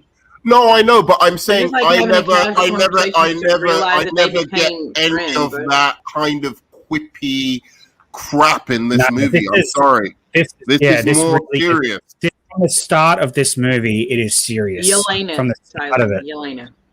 Yeah, She's that's gonna what be on Hawkeye. They wait you right at the start. It's like how in the start of Endgame, Hawkeye's family disappears to put you back in that feeling you had at the end of Infinity War. This movie, right at the start, tells you what kind of movie it's going to be, and they go places I didn't think the MCU would go in this film. Yeah. Right? There is some dark shit in this film, like it's dark, and that's what but you get. not. And that's what But you get it's emotionally weighted. It's dark, Dude, but it's not. pretty I dark. don't think it will be. It's a cult I at don't this think point. it will be off-putting to MCU fans, like in general. I think it strikes that balance perfectly because of the relationship between the two sisters. I think I don't it know really. if it's better than Winter Soldier. Well, no, But it's it's certainly not as quippy or I mean, the humor's very genuine. Actually, I would say there's no quips in There's this movie. better quips. There's better quips when there are, and then it's like no, there's just humorous scenes. There's no quips because quips are like Right. what they do to alleviate emotional, like weighted scenes to try and make the kiddies happy. This movie actually has the emotional weight from the beginning. It just has a comedic character in it in the middle of the film, and then there's scenes that come from his comedic like attitude David to Harbour? like things. Yeah, Well, he's like the comic relief of the film. no, I can tell He is from the comic relief of the trailer film. that he's But, like, the comic It's relief. not. He doesn't do quips, man, to make comedy. No, it's just he doesn't. situational humor. It's actually And he's smart really humor. good. for once. and it's smart Yeah. humor. And I was going to say there's other characters that could be considered funny in the movie as well who That's do true. really good. Yeah, well, They do really good in the movie as well. Melena? Who plays her again? Florence Melena. Pugh. Yeah, no, the other one. Melena's the mother. Rachel Weisz. Oh, Rachel Weisz. Yeah, no, there's some I thought you were humorous saying points from Melena. her too, because she plays this real dry character. So they do like comedy relief, and they also do dry humor in the film as well in certain scenes, and they bounce off at each other. David Harbour and her bounce off each other. This one particular scene, really good. It's really good. Yeah. Anyway, like it was I really well. think I don't know I can talk about it anymore without spoiling, so I'm just gonna leave it there. I hope I haven't Nerdman, in any way spoiled I'll too say much. this, Nerdman. Yep. I'll give you, even though I think you're a ridiculous, hyperbolic, gatekeeping grifter when it comes to the MCU, I got to give you the benefit of the doubt because I know how much you hate most of these movies. So I'm Yeah. sure it probably is a good movie. But the tendency of everybody else I know in this community to suck off the Marvel machine makes me Paul doesn't skeptical. suck it off. Paul never sucks off the Marvel. It is a cult at this point, and I want out. You're talking to a dude that rips from Marvel like almost daily when I'm on streams, man. I'm just saying. I'm not saying that Alright. your impressions of the movie are wrong, Paul. I'm just saying that I am a cultist of Marvel. I just say that. Well, Let's talk I'll about shitty ass Loki now. yeah. All right, we can talk Good. about that, and Now then we'll we'll have- finish Shit off. ass fucking episode. We'll finish off talking I don't even about my MCU list. If you guys want to rip at me for a while, I'm sure you do. Hopefully, K Dot will have my back in some of it. I didn't Yeah, I realize got that you. everybody Let's- fucking The hated Thor list is Ragnarok, speaking so- facts. No, let's go. But let's talk about Loki. What do we want to say about Loki? I just think the last episode, that's it for me. I gave it a chance. If Owen Wilson isn't in the show, it's bad. I know. Basically, yeah. That's how it rolls. It's so bad. Like Owen Wilson drives the show, and then Owen Wilson and Tom Hiddleston together, their chemistry is so much more compelling. Like I'm sick and tired of this freaking Sylvie Lady Loki bullshit. I don't like her. She's not cast. It's horrible casting. And then, like, it just reminds me again of episode 3. I'm getting these long, drawn-out moments of the two of them together. And to me, I'm not buying the chemistry. I'm not buying it. And it's just like these long, drawn-out scenes. It's like, oh, let me get a blanket. I know eventually, in a few minutes, you're going to offer the blanket. But why are we taking so long for you to put the blanket around her, dude? Like, let's take this fucking lovey-dovey bullshit, weird, like I love myself bullshit out of the show. I'm more interested in the friendship between these two characters than the fact that you're trying to find Loki a mate. Like I don't want that shit in my superhero movies anyway. I'm just not that person that likes lovey-dovey shit in movies anyway, and I don't like it between Loki and freaking Loki. I think it's really weird. Like, yeah, like you're gonna meet your twin other from another. So many other things. You know, like basically you're basically like a sister of yours in some sense. It's like your sister Also, kind of clone or whatever, Okay. and then you're gonna have some kind of romantic interest in them. It's so fucking weird, and it's not acted well. So even if it was, even the fact that it's weird is made even more unbelievable by the fact it's just not done justice by the actors involved. 30 fucking Lokis, shit. Like that whole scene where like he's crawling up the thing. And he's like opens, and then there's fucking 15 fucking Lokis sitting there, and then they all come down in there and they're like fighting and bullshit. And the one that looks just like him gets his hand chopped. Like, what is this bullshit? Like, the one thing I didn't want to see was 30 fucking Lokis in a show, and I said that going into it, and the whole scene was absolutely fucking ridiculous. Like, it was trash. I just, oh man, dude. I mean, like, that was like the episode, and then I don't like the episode. That was a bad action sequence. That shit was trash. At one point, I'm looking at my fucking phone because I don't give a shit, dude. Like, really, I don't give a shit. Like, to me, everybody's like, oh, it's the best. It's the best out of the three. To me, it's the weakest. Okay? Falcon and the Winter Soldier, WandaVision, and then Loki. And to me, I don't know. And like, I'm still trying to say, do I like it? I don't know. Let's see. Like, by episode 3 of WandaVision, I knew where I was at. By episode 3 of Falcon and the Winter Soldier, I knew where I was at. You got to show me something in episode 6 for me to be like, I like this show. Because right now, to me, it's just mediocre bullshit. It's a 5 on that scale. Yeah. I might cut out a second just because I'm going to send a message. I just want for the finale, like, I need something promising, like some epic reveal, something, or a revelation. I just need something. You're not gonna get it. They're just gonna juice you up for season 2, dude, because they got your ass. They want those Disney Plus subscriptions. And we're not going to see. Like, I'm not paying for it. Kang's not going to be in episode 6. Like, I've already tempered my expectations because the shit that we saw in WandaVision, there was no big reveal. There's no big fucking reveal in Falcon and Winter Soldier. This is the problem. Kang is coming. There might be a mention of him, but if we physically see him on screen, I'll be completely fucking shocked. I'm sorry, because this show for me right now is bullshit. And I'm going to say it. I 100% agree. And I think that this whole subscription model has incentivized these TV shows to not give you what you want, to like kind of tease you along J.J. Abrams style, and then in the end, it's just like, well, that's not what I was hoping for at all, and you're disappointed. But they got your money, so what does it matter? And it's the same thing with the movies now. They can print anything, make a show, make a movie about anything, bring anybody back from the dead. I'm so bored, dude. I agree with you, Ashley. I'm so bored. I can't even pay attention to it anymore. It's bad on so many levels. I don't even know how to articulate what I'm thinking. I'm so angry. And just back to the Black Widow thing, I would be super happy if that movie is great, like you guys say.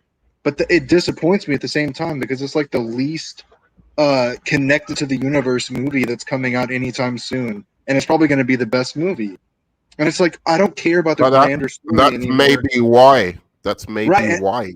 And that's fair, but that's that's a problem because the entire point is the MCU, the connected universe, the cinematic universe. It's not supposed to be like, oh, I have to get excited for 1 out of every 8 movies they make. Like, that takes all the fun out of it. You know what I mean? When it first happened, like, everybody that I knew and the people that I ran with and me myself, it was an experience getting to go and see these movies and wait for the post-credit scenes, and there was this excitement, and that excitement is gone, dude. It's just soulless. But I don't understand where you guys didn't see this soulless crooked shit from the beginning. Look, there was scenes. No, there's scenes where in Age of Ultron, right? basically, what's her name? The Scarlet Witch is basically controlling people's minds, right? She's able to do that. All of a sudden, because the film needs it, or because a new story, a new film needs it, like the Civil War or something like that, Scarlet Witch isn't able to do that shit anymore. No, right? She's not able to do it. She just actually doesn't do it. We see her actually in Civil War, what she does to Vision. So she's still able to do these things. She doesn't. She doesn't just go into their mind. She loses that ability. She doesn't lose the ability. She doesn't lose the ability because she feels guilty until they needed it for WandaVision. She doesn't lose the ability. Did she say that? She doesn't lose the ability. She never says she loses the ability. Even if she does, when does she tell you that she loses the ability? That's a minor. Just because she doesn't use it doesn't mean she loses it. At least there's so much of that shit. And that's right. Yellow does it is right. If you hold your Yeti, mine is so fucking far away from me, dude. You don't have to hold it, and you don't even have to tilt it. You keep it straight up and just turn your volume down. It'll pick up sound from far, far away. One, Nerdman, that's a bad movie, and most people would call it out on that. Two, it's a minor complaint comparative to the jumps they're taking now. Like one throwaway scene where she does that power for like 5 seconds in a shitty movie that everybody forgot about. What? No, keep going. No, you go ahead. I'm just saying. Here we go. The MCU soul, that control that Kevin Feige has over your heart, it just came out But when you were like, I will say it's shit. Like to me, I don't like Loki. I will say it. If I don't like it, I don't like it. What does that have to do with when we're talking about? But when so it's not like he controls my heart and my mind. Like if I don't like the shit, I don't like the shit. It's just your mind. Don't worry. Well, what's your problem with what I was saying, Ashley? No, that's why I laughed. It was because you were like I don't know what. No, you're good. You're good. Age of Ultron was a bad movie. It's not a bad movie. It's pretty bad, Ashley, in my opinion. Not a bad movie. In my opinion, it's not a bad movie. I think most people would disagree with you, and most people are bullshitting because it's not a bad movie. That's fine, but I'm just saying the consensus is that's not one of the better movies, and it's not one of the better, but it's not a bad movie. I feel like it gets a bad rap when it's not a shitty movie. And all the payoffs that we get eventually in the end. And it's like I said, it's not a great movie, but it's not a bad movie. I can think of 20 movies that I've seen that are absolutely worse than Age of Ultron. Age of Ultron is a good film. It's not great. Enough. It's not good. That's not the point I'm making, though. The point is that scene that he's talking about where she enchants those people's minds with the Infinity Stone power literally lasts 7 or 8 seconds. They went from that to Tony Stark can figure out time travel in a night. Those are giant leaps and things that I'm willing to forgive. But it was for you. It was people letting those things go and still trying to justify the bullshit that Age of Ultron that led to them doing all of that shit in Endgame because they were like, you know what, we can do anything. We could do anything, and we could sell these people anything, and they will take it. It's something that Scarlet Witch does. That's what Wanda has the ability to do that. I'm sorry if you don't get that, Nerdman, but she can do it. And the fact that she doesn't do it later on in the other films is because she feels guilty for the things that she does in Age of Ultron. How do you know that? She's trying to be different. How do you know that? How do I fucking know that? Because I've read the fucking stories. That's how I fucking Ashley brought all the sass today, dude. Right, I know, right? Wait, so you read the stories? Do you mean in the comics? Yeah, I did. No, but wait a second. I'm not trying to be weird here, but are you seriously telling me I should know that from the films because the comic says so? Don't you bring up the okay? I love when it's like Marvel and I bring up that point, but when it's DC and you bring up the same point, then it's like, whatever. It's cool, dude. No, but give me an example of when I've done that for DC. I don't understand. Look at every time you fucking talk about DC. Reason. Every time you talk about DC, you bring up something from the story, something from the comics. You do it.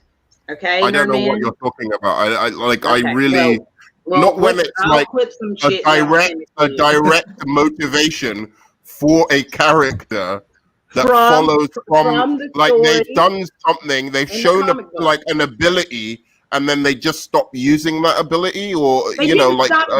Why did they stop doing it? Huh? Because of how because they were Wanda guilty felt in for the the things comics, that she according to you. does. No, Because they were I'm guilty in the no, comics. because Wanda feels guilty for the things that she does in Age of Ultron, and she doesn't want to, and she feels like she's scaring people in the films. So in Civil War, she's grappling with this. Okay, even in the beginning, when we see her use that power and she saves people, her guilt for what she does when she causes innocent people to die, she's trying to dumb herself down because she doesn't want people to be fearful of her. She is, you know, that's what it's about. Okay, and then when we get to WandaVision, she's overcome with grief and she's So using yeah, abilities and but in powers that she Endgame, doesn't. Okay, I won't she say. doesn't. What does Wow. she? Okay. In What does she do Endgame, in Endgame? when she's Nerdman. What does she literally do in fighting, Endgame? I'm saying when she's Based fighting off her for half grief. the universe. Grief fuels her emotions.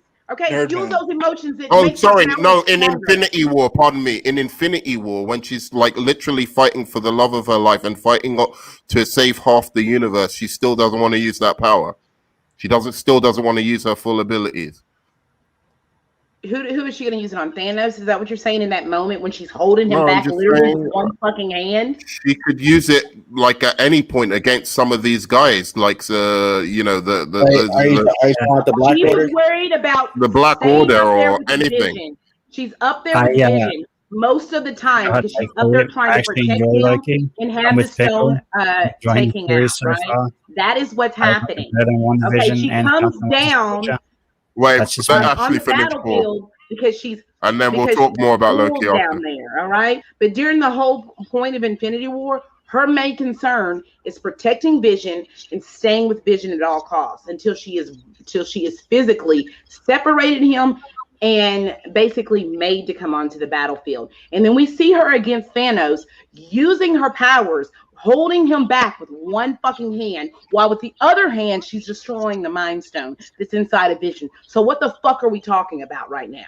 We see her power scale, and then we get to Endgame. What happens there? She basically is about to wreck Thanos. Yeah, She's going to destroy him. And if she's he so doesn't say powerful rain, that she if could he have doesn't say rain fire, Nerdman, that's this is the only thing that bullshit. stops Bullshit her. criticism. And her power is not fueled that by her bullshit. emotions. It's But not because just it because you leads haven't seen her do it it again leads doesn't to mean she worse doesn't have it. we do storytelling. see these things. We Because see it her leads get to worse stronger storytelling along the exponentially way. throughout each But film. I do want to come. Her power is fueled by her emotions. So is yours, That's Ashley. fucking simple, So is dude. yours. Ashley, I Yes, think it he's is. saying. Ashley, I think he's saying that one specific thing she did with the putting them under a mind spell, we haven't seen her do it again. We didn't see it again until WandaVision when she has the guns turned around on them. Yes, we don't see it, but that just Well- she uses different abilities because that's not the only ability that she has. Right, and just even if you have it doesn't I mean need that to she see doesn't have it It's a anymore. fucking nitpick, dude. Ashley, I need to I'm see gonna you. say Can right you, now, can you what come do I on camera? fucking say to Because you right now, dude, fucking man in the mirror, dude. Listen to the song, go in your motherfucking bathroom, dude, and look in the motherfucking mirror because you're a nitpicking bullshitter when it comes to the MCU, but you slop all this DC bullshit up just like it's fucking gravy on a motherfucking plate. You're fucking licking bullshit, homie. Licking it. Got it. That's fact. I need to That see is you true. on camera. I love it when you're angry. Can I see you on camera? When I finish eating my fucking green beans and my eggplant. Nerdman, can I just finish what I was I trying to went say? to fucking 'Cause yoga it today, got off homie. into the whole other thing real quick. And then I'll You let should be move more on. chilled then. Okay, go on, Phil. Let's go. All I'm saying is that yes, and people can sit here and shit on me in the comments about your expectations, whatever. But it's the expectations that Marvel as a company, Disney as a company, with these films laid out for me. Okay, they gave me the expectation of this is what this universe could be, and it was a spectacle, and it was all connected, and I felt that there was a need to see most of these movies. I don't feel that way anymore. I'm disappointed by it. And every time I keep trying to give them a chance, these last 3 shows, I'm bored out of my ass, dude. I just don't care anymore. Yeah. And I love these characters. I'm not a DC apologist like Nerd Man. I don't nitpick every little thing. You know, I'm just calling how I see it. Are you sure, It's all Elitist? subjective. Like, are you sure you don't nitpick everything? Can I just say, film elitist, I felt the Okay, same. go on. What am I until- nitpicking? Can I just say I felt the same until I saw Black Widow? Everything. I was over the MCU Your pretty hatred much. is I was strong. watching the shows because you just had to watch them basically. But I can say that after Black Widow, I'm like excited for the MCU. I just got to be honest about that. I'm excited I for hope the you're film. right. That's a tight At song, Yellow. Endgame, I was off the train. I was like, I'm good, and I've been on the record as saying this. I was good. I was watching these shows because there was nothing else to do, and plus, Yeah. you know, you need to review them as content. But I got to be honest. After Black Widow, I'm excited because I hope they take this more serious route. I'm with Nerdman on this. I hope they take a more serious route and they stop the quips. I really do. I don't think they will. Does the But I really, Eternals this was trailer a breath, give you, this was like a breath of fresh air. That's going to be This- the case. I'm Even though this just movie is tired of pretty people cool, it's a coming for breath of longer. fresh air. It is a breath of fresh air, like for the MCU. That just like Winter Soldier was when it first came out. It was a breath of fresh air for the MCU. I feel like they need to really pivot and like go the opposite direction. I think. But yeah, I wanted to I say, think bringing DC They and do Marvel, that. right? They do I that, think and I'm on DC board. and MCU have to do that I'm because I enjoying think this Loki. would be a nice direction what it for is. both of I them. don't This care is if people hate it. I like it more than Falcon and Winter Soldier. It goes Loki, Falcon and Winter Soldier, and WandaVision for me. I'm with Pickle. I don't see the boredom that people are talking about. I think Sylvie's great. I think that she was you've fired, committed to that, bro. and I like that, the and old that's man. fire. I like Sylvie, the old man Loki. I like old man Sylvie, Loki. I love the how Loki, he created all the Asgard at the end of that alternate. thing to distract the monster. I thought it was cool. I was on board for the thing, and I Did like you that like they the brought monster? to do it. You like I thought the gas monster? Yeah, it kind of reminded me of Lost, to be honest. But like, it was like it wasn't an original idea, but it still it did its part. It wasn't like it wasn't like it was supposed to be an MCU villain for 5 movies or something. It did its part. It was the whole point of it was to guide. By the way, I have a theory about this. I think they're in the quantum realm. I think they're the entirety of the TVA is inside of the quantum realm. And I think quantum. You know the god or sorry the what's her name Gabu. There's something. What is her name? What is it? Gugu. There we go. Her name's actually Gugu. It's so weird. I was trying to think of baby sounds, and then because that's how I remember her name. Gugu and Mathra. Do you think there's any potential she could be another Alt-World Loki? Wait. Google? Who the fuck is Google? Google. Who the fuck is Google? Yellow put her name in the comments. I don't know if we're saying this right. Google Mafa Raw. What character is that in the show? I don't. Who's she that? plays Ravonna. She's the mixed race girl. Oh, her man. She's a boring ass character. They need to get rid of her. I liked her in the other episode when she was with Owen Wilson, but yeah, this it was an episode 4. I was like, she gotta go.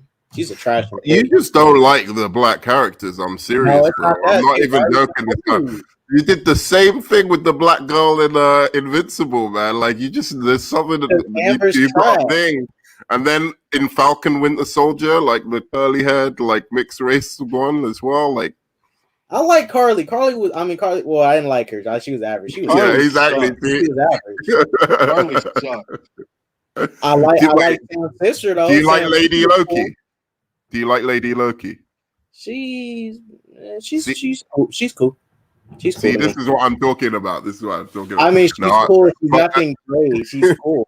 I mean, give her a better costume, a better look. Wait, you can't tell me Gugu isn't better than her. Gugu's better than her. Gugu's better for sure. She got tricked by a little girl. She's trash. You're trash, bro. Anyway, she's been working at the TV all that time, and she let a little girl get away.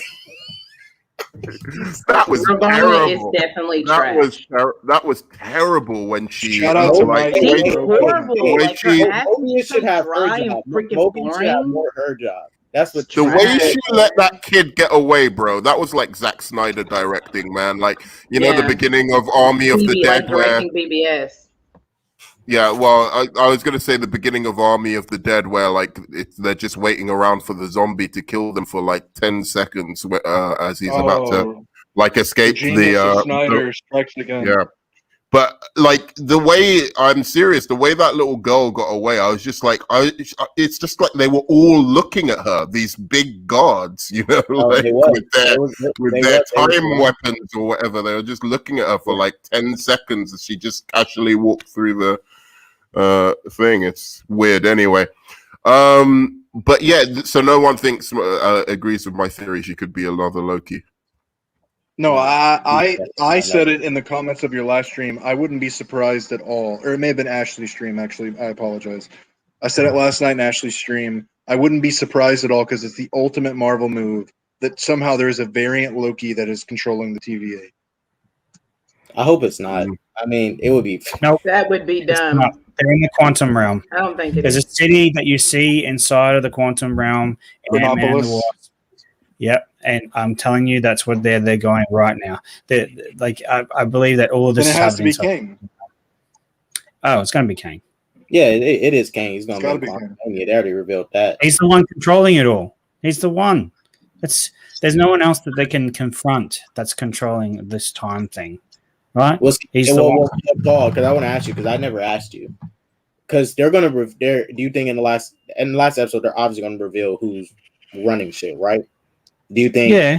Do you think it's gonna be Kang or some like fake Kang or whatever? No, I think it's gonna be Kang. You think it's gonna be Kang in the final episode? Yeah, and I will be. This is the thing too. You think we're gonna see him? You they think could we're not finally gonna reveal see Kang. something? They can't. They may not do that. I'm not going to be angry at the show because my stupid perceptions of it aren't like met. I don't give a fuck about perceptions. After WandaVision, I don't care about theories, right? I have my own thoughts about where I think it might be. In the end, they've got to just write it themselves. People who think it's boring or not, or like a prequel to some movie. That's what Falcon Winter Soldier is. That's what WandaVision is. They're all prequels to movies. That's how I watch these shows. They're prequels to some MCU big movie. And if you watch it like that, then you can either say that they're boring or they're trying to make money off Disney Plus or whatever the hell. But it's in the end of the day, you're either going to enjoy them or not subjectively. I enjoy Loki so far. I think the last episode was pretty cool. I kind of like how she taught him enchantment. And they're kind of working together.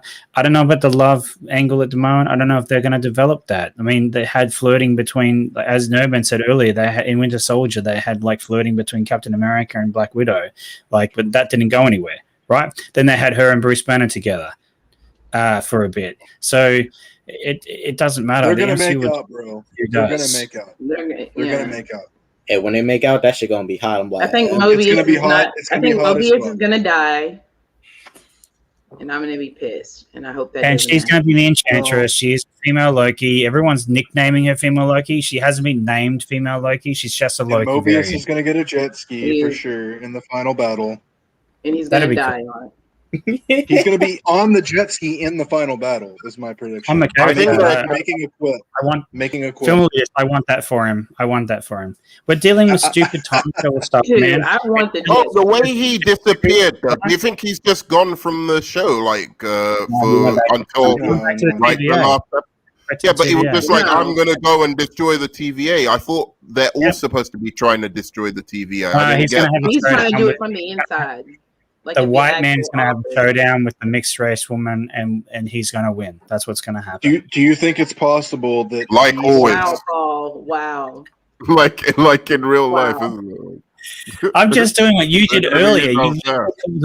You literally called her the mixed race lady. I'm like, what is Nerman even saying right now? That's what you literally called her earlier. Right. Oh yeah, you did do that. Your words. I'm just using your words, man. You and Paul are one and the same. I would have called her the judge. Race. She's the judge. She's just the judge. That's what I call her. Well, it's easier to. I don't know. I didn't know she was the judge, but first of all, but like I thought, like, well, there's only one main mixed race person on the cast, so Is mixed race offensive now? Have I like? I don't know. I'm an older guy. Like I don't know. I don't like bringing. He's gonna go back out. He's gonna go break out I'm offended. the other guard chick. I'm like, what does her race have to do with anything? Basically, is what I think. Oh, well, he said that's the mixed race. I'm just using his words. That's all. But mixed kid nation. You know what I'm saying? Nerd man, I'm a fan. I don't know her name. I'm part Native American, and you're the judge, man. From the beginning of the show, she's the judge. She's the one. She has the things. Well, all right. That's another way to identify her. I don't know. Like I don't know her name. I tried to say her name at first, didn't I? And then I couldn't remember it. Ravonna Renslayer. You don't even watch the show. You don't even know her name. You're proving this right now. The fact that you had to get the MCU explained to you because you haven't watched these movies is another reason. Here it is, the same thing. You don't even watch this show. It's like you turn it on and then do something else. You go and do something else, and you're like, it's boring, and you go and wash dishes or something. You don't even watch the show. That's what you're literally right now. At least Widow, she has criticisms of the show in general because she watches it. You are like, I watch it. I'm going to watch the dishes, and you listen to it in the background. That's what I bet you. I watch it very thoroughly. No, you bring up that. You Bring up put it that on and you go comment by wash the Yellow. dishes. It's okay, No, man. it's the not color that. brigade It's just pretending ethnicities aren't real. Yeah, well. I'm not nothing's ever good colorblind. enough. I'm very realistic One or the here. other. But I just think, what does her being the mixed race woman in that point? Why do we need to refer to her that way? That's all I'm saying. If there's one white guy in a cast of black and Asians, There's other the ways easiest to way. People. Ned Man, why do you identify a race? No, but Ashley, you wouldn't. section of people that get Ashley, this, and you didn't. point it out. Ashley, you didn't hear me out. I was going to say, if there's a cast of all black people and there's only one white guy on that cast, I might say the same thing. So it's not specifically because she's mixed race or black or whatever. It's just because that was an easy way to identify. That white dude, that's in this thing, or that white dude that lives down the street. Like, dude, like you can you can describe people in different ways and not lead it with their race. Because that's all I'm saying. But I have nothing against their race. So. I know you don't. I know you don't. So that's I think because I think that's the issue with when people bring up races. Like if they've got if their intention is to denigrate that race, then it's a problem. But I don't think if it's just to identify a person. But you're literally identifying her not as a job, not as like the villain, not as anything else. You literally just said that mixed race chick. That's all you identified her as. And I knew who you were talking about because she's the only mixed race chick in the show. Right? Right. But it's like you say that curly haired girl or boring ass, drawing ass female or Nerd man, I want to see you address this. I don't think she's any of those things. Mobius's friend. She was Mobius's friend at one point. The judge. I didn't remember her as the judge. I know she was like doing something in the beginning. Or could just call her the character that she's woman, or just, you could try. Well, I mean, elitists might find might find another woman gorgeous on the show. I don't know. Doesn't know her. Why would I reduce her to a sexuality anyway? Like, why would I reduce her to just like a sexual object? Isn't that just as bad? Like that's no. Or just a gender like beautiful. That's not making them a sexual object. Like if you say ooh, her titties are nice and got a big ass, I want to smack her ass. Now that is making them a sexual object. Hey! I am not K-Dot. Okay, I'm not. I know. I'm just saying. No. You should have said Black about Monica Rambeau. He's like unashamed about the fact that. Wait. Let me step in because I want to give a quick example. Saying someone is beautiful is not sexualizing them. I don't think. Okay. Go on, K-Dot. I'm gonna give a quick example because I'm guilty of this too. I do it for a lot of things. Like in the Loki show, that Hunter B-15 girl. I be forgetting her codename Hunter B-15, right? So sometimes I may refer to her as like, I know what you say. Because I identify that big old booty. So I'm like, hey, it's the black girl, the big booty and stuff. That's not what I say. Well, I Say you wouldn't do off that. camera. Actually, that was my. Yeah, exactly. That's That's different. Like that's you're when I not hated talking her, but about. now You're just saying now she's a cool. beautiful woman. That's not the same. I think you could say someone's beautiful, Okay. you know, and appreciate What's going on people. so And I think long? people just like just do. I just want to say that I'm sick of that Oh. bullshit. Like if you say somebody's beautiful, then it's like offensive. No, dude, it's not that big fucking deal. Okay. You can say Well, someone's beautiful I without know, sex. like people make. I That's know. I'm just easy. saying, like, I just wanted to make that point. I'm sick of that bullshit. Like, Yeah. when you say someone's beautiful, don't sexualize. No, her. actually, that's only when a man Dumbass says someone's Yeah, beautiful. Then yeah, the I feminists know. come out from under the rocks and That's tell what you I that you're know. misogynist. Yeah, That's yeah. what That's happens. That's the point that I Can't wanted to compliment make. a woman on their Dumb. looks anymore. It's illegal. All that Yeah, do it. yeah. Well, if I ever Fucking forget your compliment. name, if I ever forget your name, Ashley, I'll know. Just call how me the to- crazy one. How to refer? Yes. Exactly. Well, You just- Don't believe it. Come on. What's up? You were gonna say something, I think, What's or up? I don't know. It was K. All I Dot or was you. trying- I don't. I just had a Phil, wild please, suggestion. Say your thing. Yeah, real quick. Why don't you just learn the character's name and actually pay attention? That's what I I just don't care about the criticizing. show. Yeah. He doesn't watch this show. I He don't goes, he care puts about it the on. show. I and watches At do it. least I it. watch it I for do ahead it of to time. Well, talk take a about note. it. Write it down. I do it to talk about it. He Well, write literally it listens to it in the down. back room. That's why I got him so Actually, good. you know what? You know What? what's No, no. funny? That's why- I actually have he's the so cast good in up that here. That train You're scene, amazing. you have to watch. You had to go back and rewatch the episode because you weren't watching it, so you didn't see her facial reactions in I that train. was watching. You I are was absolutely amazing, nerd man. Gotcha. You were literally washing dishes. Don't even lie. He was probably Why like was I washing dishes? he of was all the watching things? Loki while he Hey, was we watching take you a Wonder little more Woman at the seriously same if you time. paid attention. I actually Literally have the whole cast on explained another to you the panel. other night. Dude, Ashley literally had to explain the entire MCU plot to you over like 20 plus movies to you the other night because you didn't even know it. Don't even pretend. What are you talking about? What are you talking about? Yeah, I That did. just I didn't did. even happen. It didn't Like happen. I trust Filmalitis because he is the same place I was after Endgame. So he watched them all. He understands what it is to be off the train with Marvel, No. right?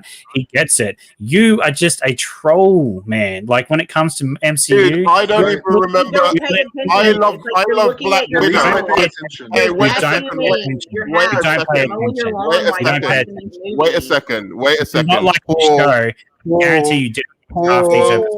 Serious. Paul, I like Black Widow. I've watched it once. Yeah, you were in the Right? movie theater confined. And I do not remember. I don't remember the Florence Pugh's character's name right now. I don't remember. Yelena, you just watched it. I haven't I even don't seen care. the movie and I know that. Dude. I don't care. Man, that's sad. Yelena. The other thing is I think this comment from Tony is quite true. I feel like he's going to praise the Peacemaker show as the next coming of Jesus, and it's going to be mediocre. I'm just going to say that. And he doesn't even like John Cena. Like all I the like shit that other he said comment he about put, John too. You know, hang on. I'll say this. You know, my sister said to me last night when the action scenes were on in Black Widow, when there was like a quiet point, she leaned over to me. She's like, man, Marvel just knows how to do action better than DC. And I was like, you know what? She's right. Warner Brothers doesn't know how to do action in DC. But not in Loki, they don't. The action is 110%. quite underwhelming in Loki, though. This is not an action show, Hey, whatever though. This criticism- I know People it that, not but watching bro, this show when we get these properly. action moments, it looks stiff and it looks. It's not it's about boring. action. They're not action I heroes. They're know that. I know it's that. Jacob. But I'm saying, Hey, stop talking at the WandaVision same wasn't either, time. but I'm just saying, like when we see like that fight when they're up against when they go into like where the timekeepers are, and it's just like. It just Yeah, no, looks it's not really about bad. that. It's just the point like that I make. I know it's not based off the action. could do better, It's maybe. really I- bad. For me, it's not about that. The whole point of this show is not about Not the of action. action. Like, if Black Widow didn't have action sequences in it, I would be like, yeah, you're right. This is not good. But like the whole point of this is that he's right. You're defending this There are right now, tones. and I'm There are on the other tones side. of different shows. WandaVision was about grief. I didn't like it. Falcon Winter Soldier was about race and about like terrorism America. and soldiers coming back from war, etc., and America in general, right? This show is about trickster gods and quantum realms and time travel. You have to watch these shows in the vein, the tone that they are set. You can't go into thinking it's a Fast and the Furious movie when it's like John Wick. I don't like that shit. But I'm just saying, when you get the I'm saying, like, screen, this is the problem. It Is like people and it's underwhelming and not compelling, Paul. That's all I'm saying. I don't know, man. For me, that way for me. Sylvie is actually a compelling character for me. How about this? You're just different people and you enjoy different things. How about that as an explanation? Right, but I do just want to back up. Instead of accusing people of watching things in a way that isn't meant to be how they should watch it, why don't you just think, hey, definitely true. I don't think you should watch this show instead of washing the dishes. I do agree with that, man. I think you should watch the one instead of washing the dishes and putting it on in the background. Clearly, that's what you're doing. Maybe that's why you're enjoying the show so much, because you're watching it. Because I'm watching it. And you're not realizing how fucking boring on my screen right here or that one there. You know, like I actually take it in. Can I read something to you, Nerd Man? A poem. I'll say that poem that I wrote about you later. You know, that's for later. Okay. No, just about Sophie DiMartino playing, female Loki. Someone responded to me, Second Street Marvel, because we're having conversations. I haven't seen any of her other work, but Sophie DiMartino isn't a very good actor. She is okay, but not on the level of the series stars Hiddleston and Wilson. Of course, I think about nearly every other character in the show. So he's on board with us that she's very forgettable and it's not a right fit for the character. No. And I feel that, when I look at who she is in the comics and then that picture that I tagged you in on Twitter, that's the female Loki we should have gotten. And unfortunately, that's not what we're stuck with, at all. It's just, for me, I just don't buy her in the role. I don't think she's a bad actress. I just don't think that she's a good fit for the character. Yeah. And then, like, when she's up against, when we see her in those scenes with Tom Hiddleston, and we think about Owen Wilson, she's far beneath them as well. Elitist, man. I just wanted to back up what Ashley was saying a second ago. I understand Paul's point, and I get it, and I agree to a certain extent. But if your time travel sci-fi show is going to have so many fight sequences in it, they do need to be choreographed properly. And it's embarrassing when it looks that weak. And I noticed it too, Ashley. I agree with what Paul's saying. The show is not based off the action. It's not an action-driven show, but when we get those moments, just like what you just said, Elitist, I agree with you. It needs to hit because, like I said, they're just underwhelming moments. I get that it's not driven by the action. Say, there weren't 20 Lokis. There was like 5. The other guys that followed Loki and behind him, they weren't Loki. They were just other people that had been like vaporized and put in that place. Like that ship that fell down and all the humans were on it. They could have escaped the gas cloud. Lokis. Not everyone there is Lokis. It was 5 Lokis all up in that scene. Are you absolutely sure about that? I'm being sarcastic. I think some of them were Lokis, but they weren't. Some of them were Lokis. They were using abilities against each other. Some of them were Lokis. Some of them weren't. Some of them were Loki. Some of them weren't. That's why that guy could use his illusion on them and dip. Right, and that's why I didn't care about the fight scenes in these movies, because literally that whole fight scene was about him going and doing like but he's been doing other things. And again, it's for me, it's about an inconsistency with the character, because I remember in Avengers, which this Loki just comes out of Avengers, right? They've gone back to Avengers 1, and he's now come out of that timeline. I remember him being quite a skilled fighter. I don't. The reason we have a reason to think they weren't all Lokis is because when the card's coming up, they're like, "Oh, it could be pirates, or it could be cannibals, or cannibal pirates." They make a thing about it, and then and that kid Loki is not saying they're all Lokis. He's just saying there could be cannibals. There are people that survived other than Lokis who have been vaporized and sent there. This is silly to think that they're not. these people that are being erased from time and being sent to the end of time to basically die by a gas cloud creature. So I'm going to pull a philosophical pickle just to answer the question Please to do. Yellow Does It. I really don't like her fucking accent. She's English or whatever. She's from the UK, but she's got a weird fucking pronunciation. It's like a kind of Cockney-ish they're both kind of British. thing. And I know what they're trying to do. They're trying to both do a British. different. It just But they're doesn't both work. British. It just doesn't work. They needed a Different type posher of person. They I needed a don't think posher that she person needed to be posh. It's just Isn't it? to to me, fit, like, I feel like fit what Loki is. To fit like what for Loki. me, a The female Loki is not this bumbling, silly type of Loki, and she has those moments where she's like that. That's my thing. Maybe it's how, and it's just I feel like she should be a little bit more. She really sounds like a character from Mary Poppins to Yeah. me. I'm not even Like, joking. she reminds me of like the Doctor from Doctor Who, like the last season. She Like, does that's not who seem she like a is. badass at all. You know, Yeah. like I feel like with that little moment that we got of her at episode 2 at the He's end, not it's like supposed not to be about a you. badass. Oh my god! Why are we She's She so is supposed to a be trying to the lot make bad- more of a badass in the comic books. Like she is. Oh, I don't know what that is. What's that? Let me somebody? see. Can everyone hear that then? Yep. Let me mute. Still. Ashley, mute for a second. Yeah, Yeah, it's Ashley. Something to do. happening to Mike. Maybe take it out, put it out, and put it back in.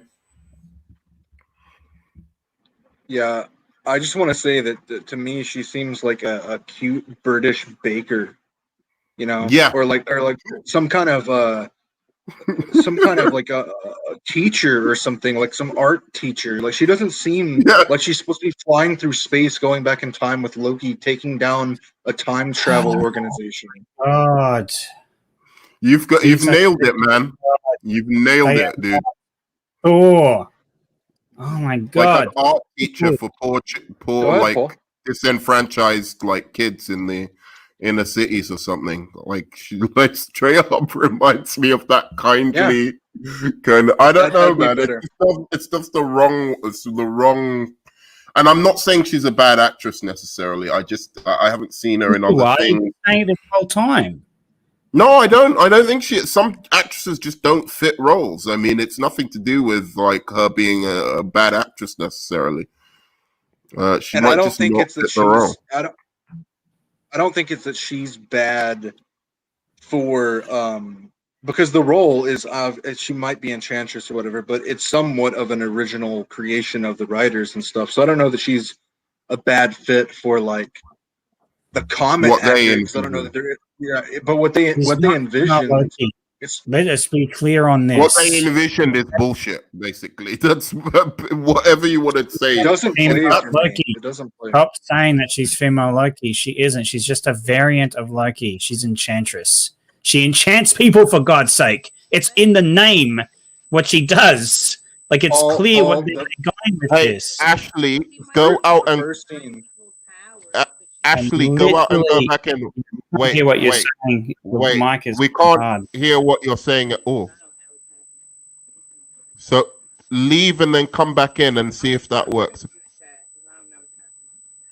Oh no, we want to hear what you have to say. Oh, okay. I thought you may be able to switch things off, put it back on, or something like that. Okay, it's up to you.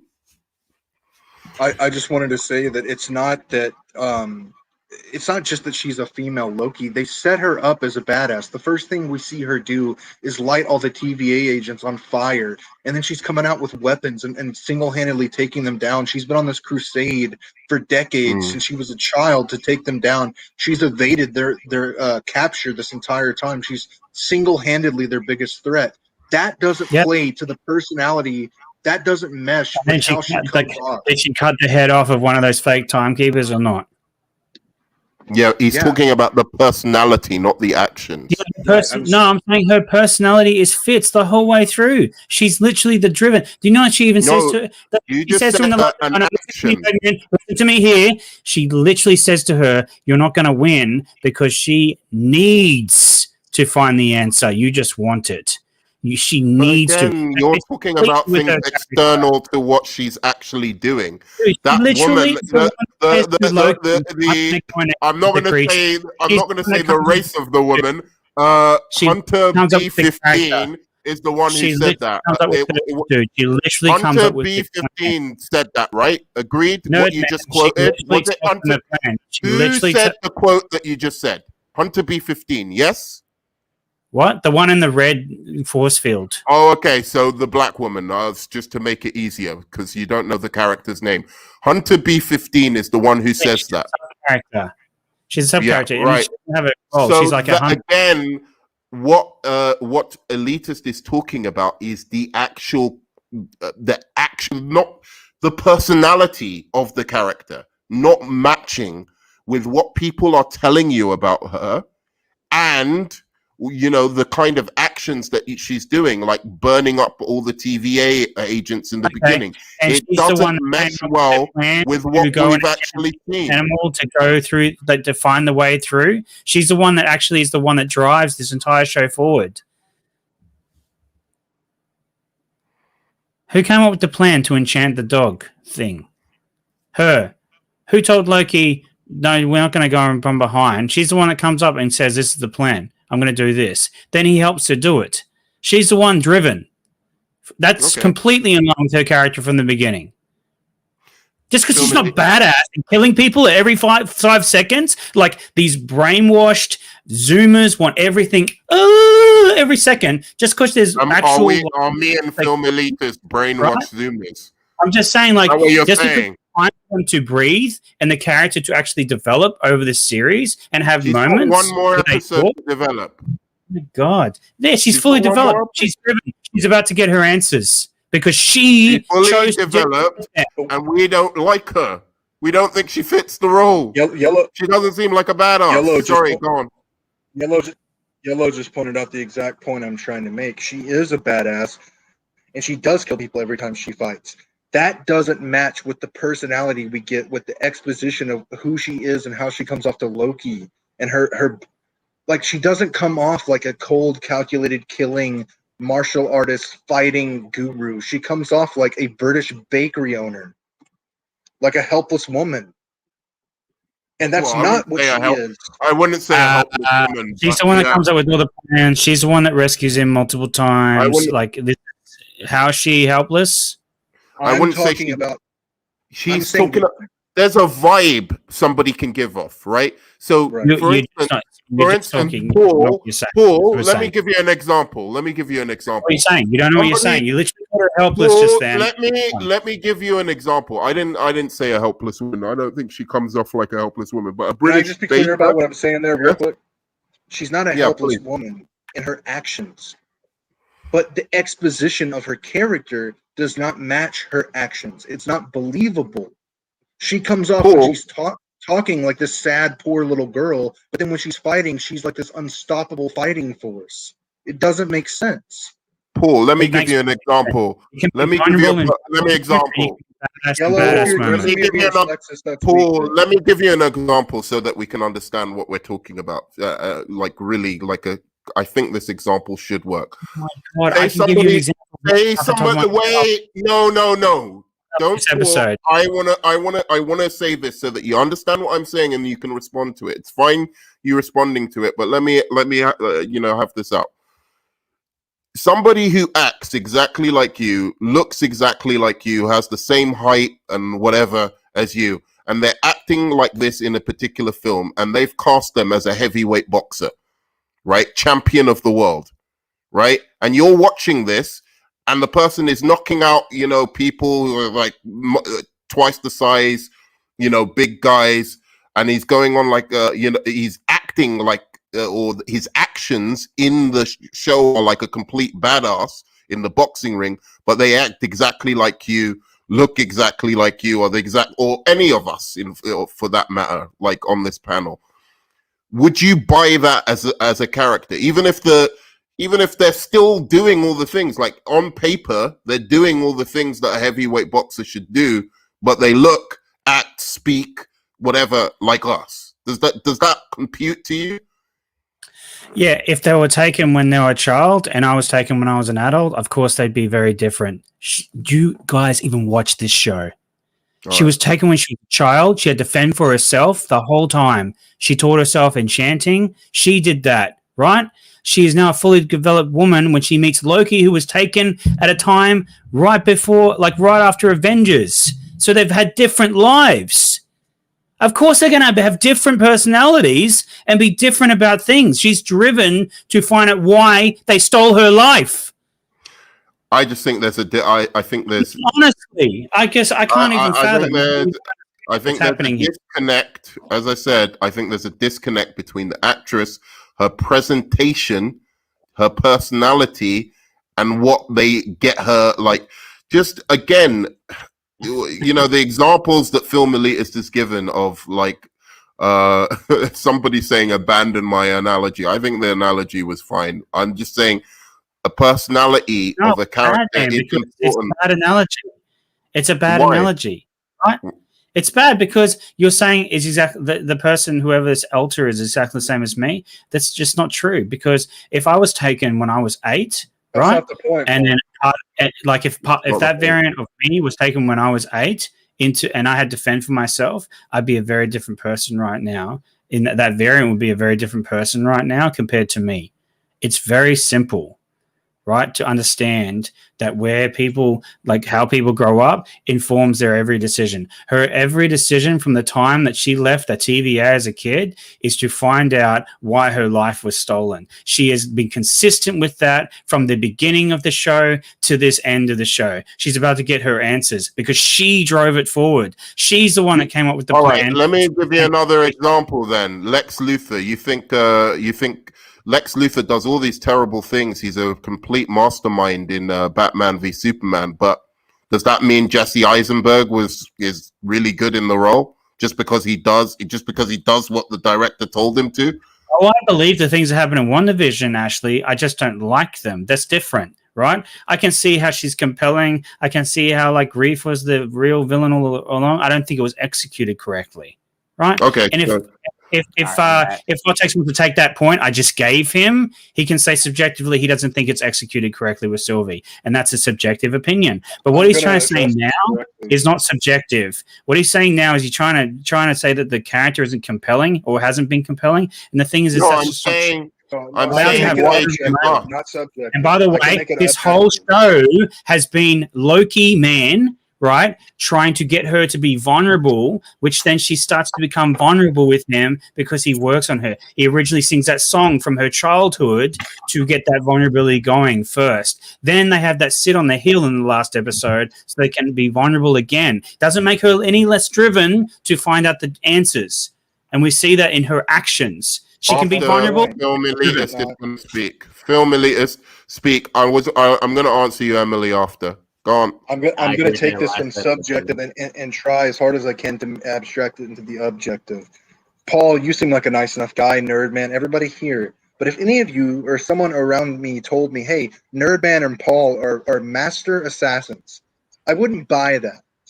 There's a certain vibe that you expect. There's a certain, maybe a stereotype, but there's a certain set of character traits and personality traits that you would expect out of a world-class assassin or warrior. Who she is as a person when she's talking the exposition does not line up with her actions. I'm not saying that she's not a badass when she fights. She is. It just doesn't seem believable to me because she doesn't seem like that person when she's talking, when she's telling her story. Even though I get that she was taken as a child and stuff, she doesn't come off like a cold-hearted killer or an assassin or a warrior. Yeah, I think that's exactly correct. And it's just, again, it's as if you're saying nobody can be ever. I don't understand it. Like, even if you think she's well cast, for you not to comprehend that somebody might think she's miscast, as if you've never thought somebody was miscast before because you just don't think that character fits the actor, is kind of strange to me. But is she's supposed to be a cold-hearted bitch constantly? Just seems a little ridiculous. She's a goddess, not a human. No one is complaining that Tom looks like an English teacher. You know what? I don't like Tom as Loki, to be honest. So if that's what you're saying, I've never been the biggest fan of Tom Hiddleston as an actor. Cool. So And you're never going to like this show from the beginning, which means your opinions on it biased as hell. Paul, did my last explanation not right. The MCU in general, like the MCU in general. No, Wait, that's Paul, not did my true. explanation not Putting the make cards on sense? the table, no, man. K Watch the dot. episode. K dot. K dot first, and then you can elitist or Paul, you can go, but make it like short between yourselves so that you can both have the word. K dot, go on. I just want to jump off of Emily's comment real quick. Well, mainly her last sentence. So I just wish that, because Loki can like change his clothing and stuff at whenever he wants to. That's his thing. But I just wish when he's not in the TVA world, he would actually like put on some Loki armor and stuff. Like he looks like an English teacher. He looks like he looks like a history teacher. I just when you're not in Loki world, like put your armor on. I want to see Loki with the horns and shit. And all that stuff, because we know he can change his clothes. It's just a little thing, but it's just a little aesthetic thing that I like to see. Yeah, I think when he's in the TVA, he has to, go by the TVA things. But when he's outside of it, use your magic and stuff, change your clothes. That's just he's not the worst. He's not the worst casting of all time for me, but he's not like. I don't think he's the definitive Loki. By the way, guys. It's a statement because he's no longer burdened by glorious purpose. That was the whole point of that old man Loki giving the lecture as well. Like, this is the thing. I don't think you guys are really watching this show. I don't think you have the right to tell us what we are and aren't doing. You're literally saying things that go against the dialogue of this show. The reason why he doesn't change into his Loki, taking the dialogue as if it's Bible that we should just immediately agree. Because it is the law they're setting up for the MCU. It's really simple. You either take it as canon. What does the lore have to do with Sylvie coming off one way when she talks and being a different thing when she's fighting? And then also, dude, Nerdman, you saw this last night. There was vulnerable, dude. You saw it whenever it was. Black Widow. There had vulnerable moments in that film, right, between characters, and they're also fucking badass later on, right? You can be vulnerable in certain moments. Badass. What are you talking about? And you know why we believe Black? You know why we believe Black Widow is a spy and an assassin? But not only because it's well cast. I'm gonna say this. I'm gonna say this about the wait. Let Film Elitist finish what his point is, and then go on. Yeah, I'll be real quick, kid. When we see Black Widow in the films engaging in the action of being a great spy, in that scene in Avengers, in the Winter Soldier, we see her gathering intelligence. We see her fighting abilities. We see her literally being a spy in Iron Man 2. When we're introduced to Sylvie, she's doing one thing, lighting these people on fire, going on a one-woman crusade to take them down like a badass. And then when we get her conversations with Loki, she comes off an entirely different way. It's not believable. That's because her entire plan to do it was like destroyed by Loki. You understand? Her entire life's mission, it was destroyed by Loki. So at that point, it changed for her, right? The mission didn't change to find out who was behind it, but it changed for her. And she was driven even to the point where she cut the head off that robot version of like a timekeeper.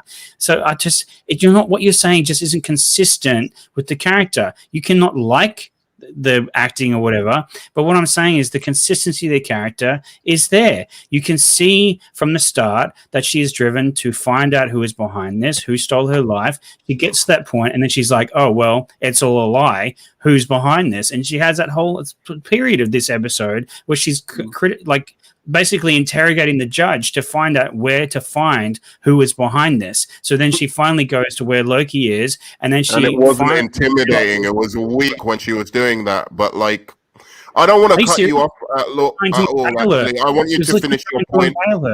But I just want you to keep in mind that K. Dot did want to speak after, so I don't want to cut you off completely. So, what was the finishing of your point I'm saying I'm saying it was always compelling. Her character's always been compelling from the start. She's had the driven nature. She's just become more vulnerable because Loki has broken down those walls in the previous episodes. It started in the train episode where he sang the Norse song to remind her of her childhood. She could see it in her eyes. The actor portrayed that she was remembering back to before she was stolen by the TVA. He broke down her walls slowly throughout these episodes, even when they're walking to the spaceship to get off the doomed planet. There are parts when she's revealing things to him, right? He even says, I've told you a lot about me. Why don't you tell me about you, et cetera, et cetera. Like, there's parts that over these episodes that he's broken down her walls. So she's become not less badass. She's become more vulnerable with him to the point where in this last episode, they're sitting on the hill and they're talking as if they're friends, right? Because he's done the work over these last episodes to get to that point. And then he trusts her, right? He trusts her just like he's friends with Owen Wilson's character Mobius because he trusts him, right? Because Mobius originally trusted him and got him out of that time loop. So now he trusts her to go and enchant the creature, right, to get to the end, to get to what she is driven to for the thing. He's wanting to help her do that. That, like, this is really easy for me to understand. I mean, you might not like the choice. Has to do with the believability of her as a character. The believability of her character hasn't changed for me. She's just become more vulnerable as Loki has worked on her, and we've seen the progression of that in the previous episodes. You really need to go and watch all these episodes again. Oh, wait a second. I think I understand your point now. K-Dot, what do you want to respond to that, or did you have something else to say? Well, I mean, we're just back on the Sylvie thing since you guys are mainly talking about Sylvie. Look, Sylvie to me, I like the fact that she is opening up to Loki and stuff, and I do hope they get together. I mean, it's obvious, might as well set it up. Yeah. My thing is this: when I said earlier, she's cool to me. Like, she's cool. You know, I like her as this little.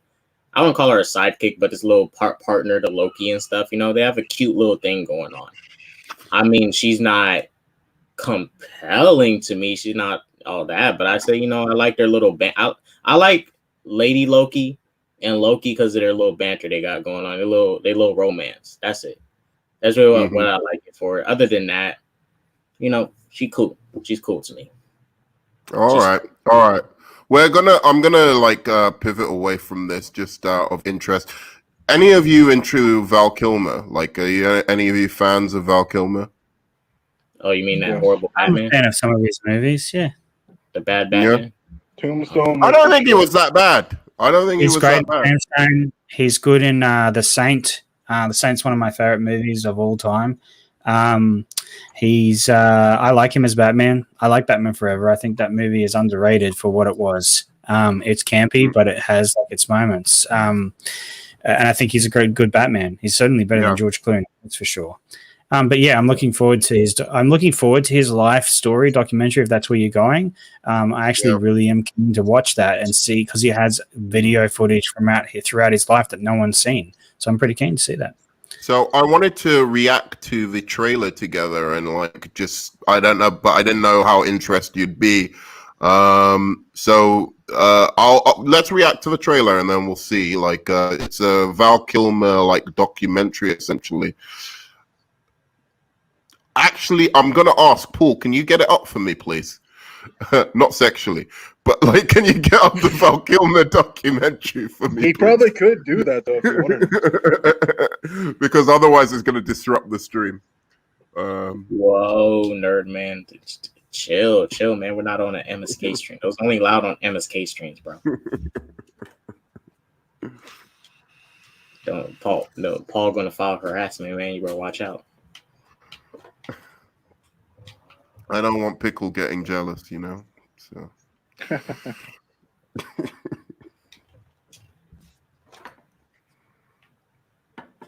All right. Thanks, man. Yellow said that Amazon doc trailer looks good as shit. That's what he said. So, are we ready? Yeah, let's go. Yep. Oh, no volume. Stop. Haven't shared volume. Val Kilmer What's looked that shared sound? so good Pardon when me. he was young. Man, he did not. Age well. Because I actually don't know what's happened to him. I've seen the recent pictures of him, and I literally have no idea what's happened to him. So I'm kind of that's another reason I'm curious about the documentary. Really sick the past few years, I heard he had like a cancer, Oh, okay. but he's going to be here in we go. Top Gun 4. So, Oh, is he? Oh, wow. or the new Okay. Top Gun or whatever. So. Hi, my name's Val. I don't do this with every interview I go on. Take you inside my home. I don't, but I'm going to. He was good in The Doors. My name is Val Kilmer. I'm an Oh, actor. he was fantastic in Heat. I've lived a magical life. Yeah, Heat. Yep. I've captured. Shouts out to A24. I was the first guy I knew to own a video camera. Here we are, filming ourselves. Is that a video rolling? Yeah. Oh, that's really cool. Oh, shit. I have thousands of hours Wow. of videotapes and film reels Wow, I've shot fucking throughout hell, my man. life and career. Shut the video camera off. I will keep it on until we're rehearsing. Oh, damn. I was recently diagnosed with throat cancer. That's what happened to him. Yeah. I'm still recovering, and it is difficult to talk and to be understood. But I want to tell my story more than ever.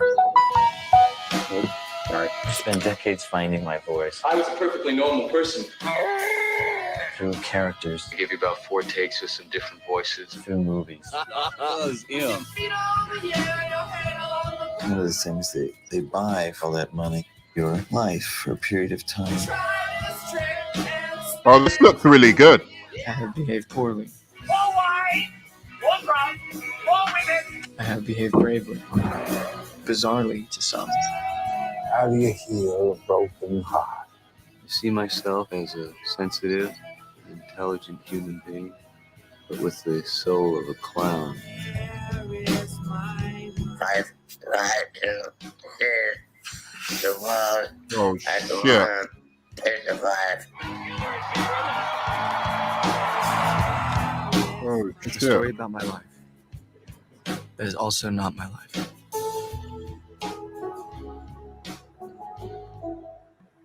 Wow.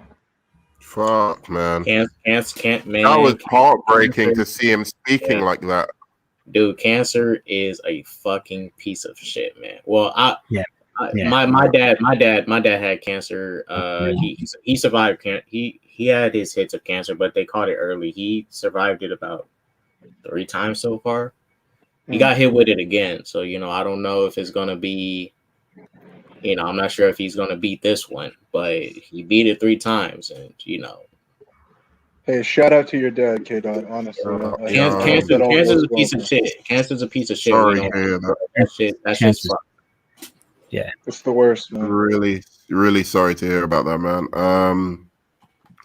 Yeah, that was just heartbreaking to see him speaking like that in that way as well. I'm just like, oh, like because you're watching the trailer, and I thought, oh, maybe he just speaks normally, and clearly, like, he's been seriously impacted by that.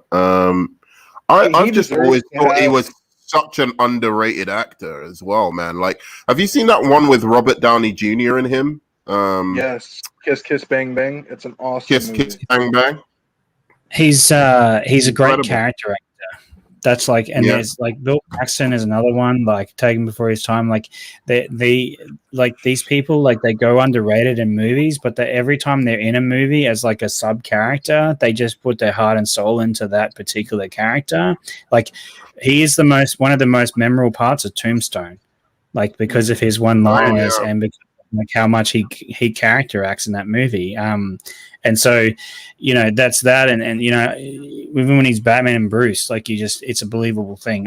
He's a good Bruce. I loved him. I've got a hot take. I think he's a little bit better than Ben Affleck. Little bit better. To me, I think, because I like those kind of actors where I like those kind of actors where they've got like a certain craziness behind the eyes or like a craziness in them, and I felt that in Val. He's the stories about him, so he's pretty crazy, and like I think that's the same thing with Christian Bale and Michael Keaton, and I didn't feel that energy from Ben Affleck.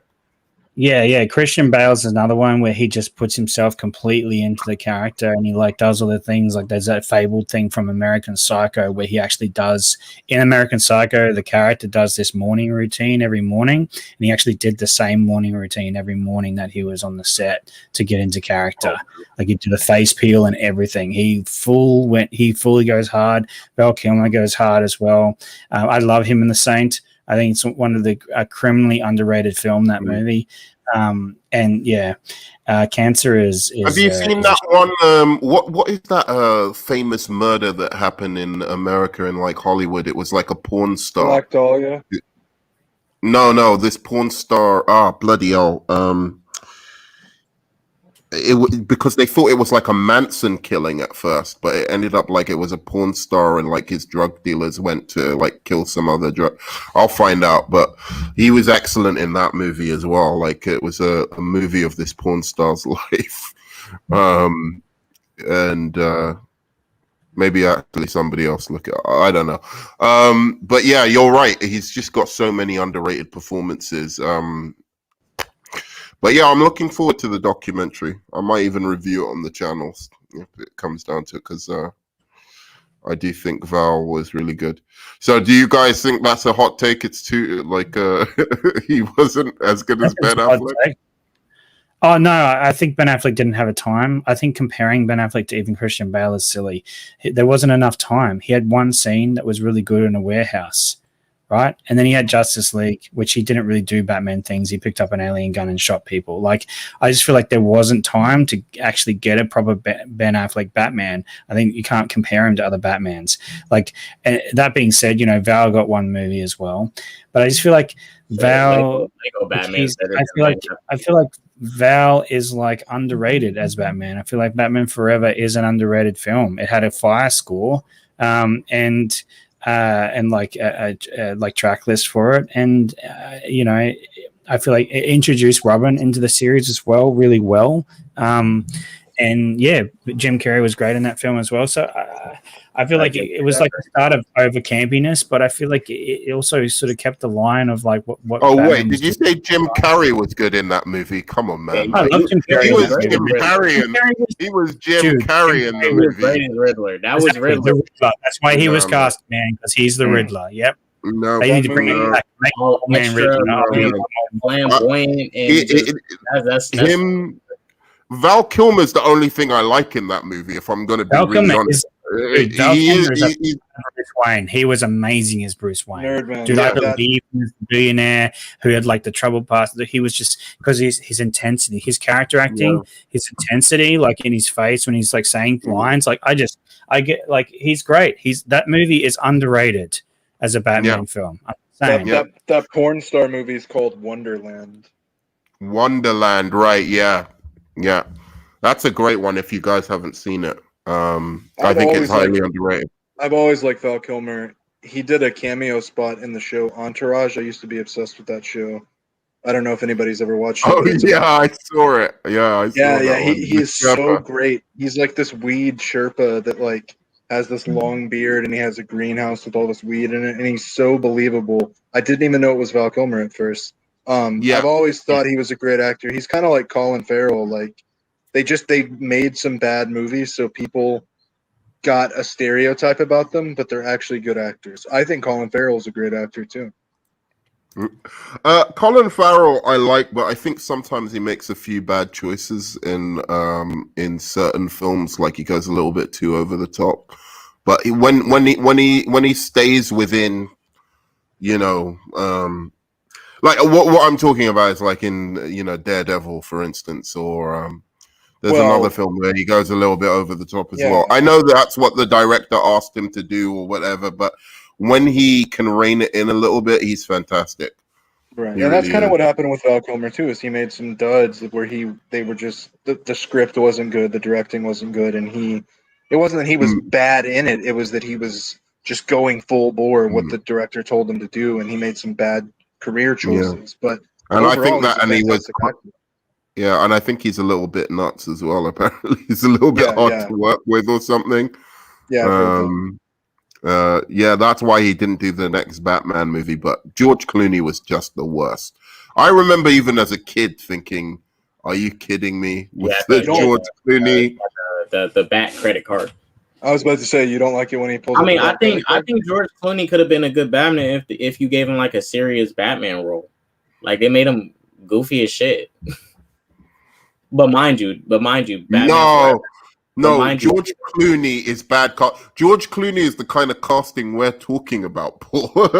George Clooney is Batman. It's just he has no business being Batman. No, like, I think he could be, but I think for George Clooney, he should have gave him a serious Batman movie, not a he's too happy-go-lucky. I wouldn't say. I mean, he I don't think he's that kind of actor either. I think it's like if you're gonna make George Clooney as Batman, you gotta like don't give him a campy ass Batman shit. If you're gonna give anybody a campy fucking Batman, I mean, shit. Fuck, hey, at this point, might as well. I don't think campy fits Batman. But what are you saying, Elite? I'm saying George Clooney's a movie star. He's not really an actor. Kind of like Mark Wahlberg or The Rock. Like I don't want Mark Wahlberg playing a superhero. You know, like he's fine for what he does, but I really couldn't see him as a superhero. I could see him. Kind of can depends. I mean, hey, I'll be honest. I can kind of see Mark Wahlberg as like a Star-Lord type of character, not Star-Lord, but a Star-Lord type of character. I think maybe if I would like him as Star-Lord. I think he'd be better than fucking Chris, whatever his name is. I think that like Drax, the Destroyer, Bautista, like that works, and like Mark Wahlberg can work. I wouldn't say that for Mark Wahlberg. Not a Drax. I'm saying the Suicide Squad or something like that, but you can't tell me that he would be he wouldn't be like one of the mainstay characters. It wouldn't be believable. Nah, I mean Green Lantern maybe. As the Green Lantern. Mark Wahlberg is the Green Lantern. That would actually be quite funny. No, actually thinking about it. No. I mean, this thing about Mark. Mark acts like Mark every single movie, which I like. He does it too much because that's why I don't think he's the best type of actor. Anyways, he plays himself. He's a movie star. He's not. I know, but he plays Marky Mark. That's what he plays. But thing about it is like. I can see him. The Happening, that movie? The Happening? That's Mark in every movie. What's going on? Oh, that's him. He's not. But no, he was sick in The Departed, though, man. You can't take away The Departed. No. Leo and Matt Damon and Jack Nicholson destroy him in that movie. They are the movie. They weren't in that movie, it would not be good. And he's also good in it because it's very connected to his roots. Like of course, he's from Boston and stuff. I mean Boston? No, mate. Some of his delivery in that film is fucking perfect. It's spot on in The Departed. The scene he has with Leo in the beginning, where he's like he can't quote Shakespeare. And that's the farting thing. That's like hilarious, dude. What's going on, guys? What's going on? The trees are trying to kill us. Nah, I'm good. Mark Wahlberg, you guys, this is what you do for Mark Wahlberg. Find a comic character that is Mark Wahlberg and cast that as Mark Wahlberg, and he's perfect. Not if he's in a comic book movie. Perfect. That's the day the MCU. I'd want him in the biography of your life, Paul. I really would. I think Mark Wahlberg would be really good as that role. He doesn't even know anything about Australia. He's from Boston. They're the most secluded people on the earth. I'd want him to do it in a Boston accent, yet still you were like Australian your whole life. The documentary starring Mark Wahlberg is He does kind of look like his Boston accent. Doesn't even look like Paul. He just has the hair. That's all he'll have, just the hair. Like, well, I got some of it right. I'm kind of doing it. So, all right. Before we go, just out of interest, since we're talking about this, who is like the actor who's just like you just hate, like the Marmite, if you guys know what Marmite is, but. Like just this actor that like maybe a lot of people love, but you just can't like handle or hack anything they do. Did I hack anything? Do like just take it down and shred it? Damn. No, you just can't handle anything they do. That's what I mean by hack. You can't hack. Maybe it's an English phrase. John Cena's one of them. Now it's beginning Well, to be now it's beginning to be Jesse Eisenberg because he has the same problem I have with even Mark Wahlberg. He plays himself every fucking movie. Same with Michael Cera. Like he plays himself every freaking movie. The same dweeby, tall, skinny dweeb, dry humor, super awkward. Kevin John Cena, but I'll be honest, I'm being a little bit biased because it's mainly after BVS because he was so trash as Lex Luthor, and that really pissed me off. It really pissed me the fuck off. Yeah, no, probably. How, like he gets. This is my thing with these actors, man. They pay these people to play themselves. So bullshit. Jesse Eisenberg got paid to play himself in BVS, and people are gonna say him like, "This is Lex Luthor, man, yeah." What the fuck? My goodness. Oh, I did a whole video as well on the castings in BVS before the film actually came out. I was like, I was livid. Oh, Jesse T. Utcher. I was livid.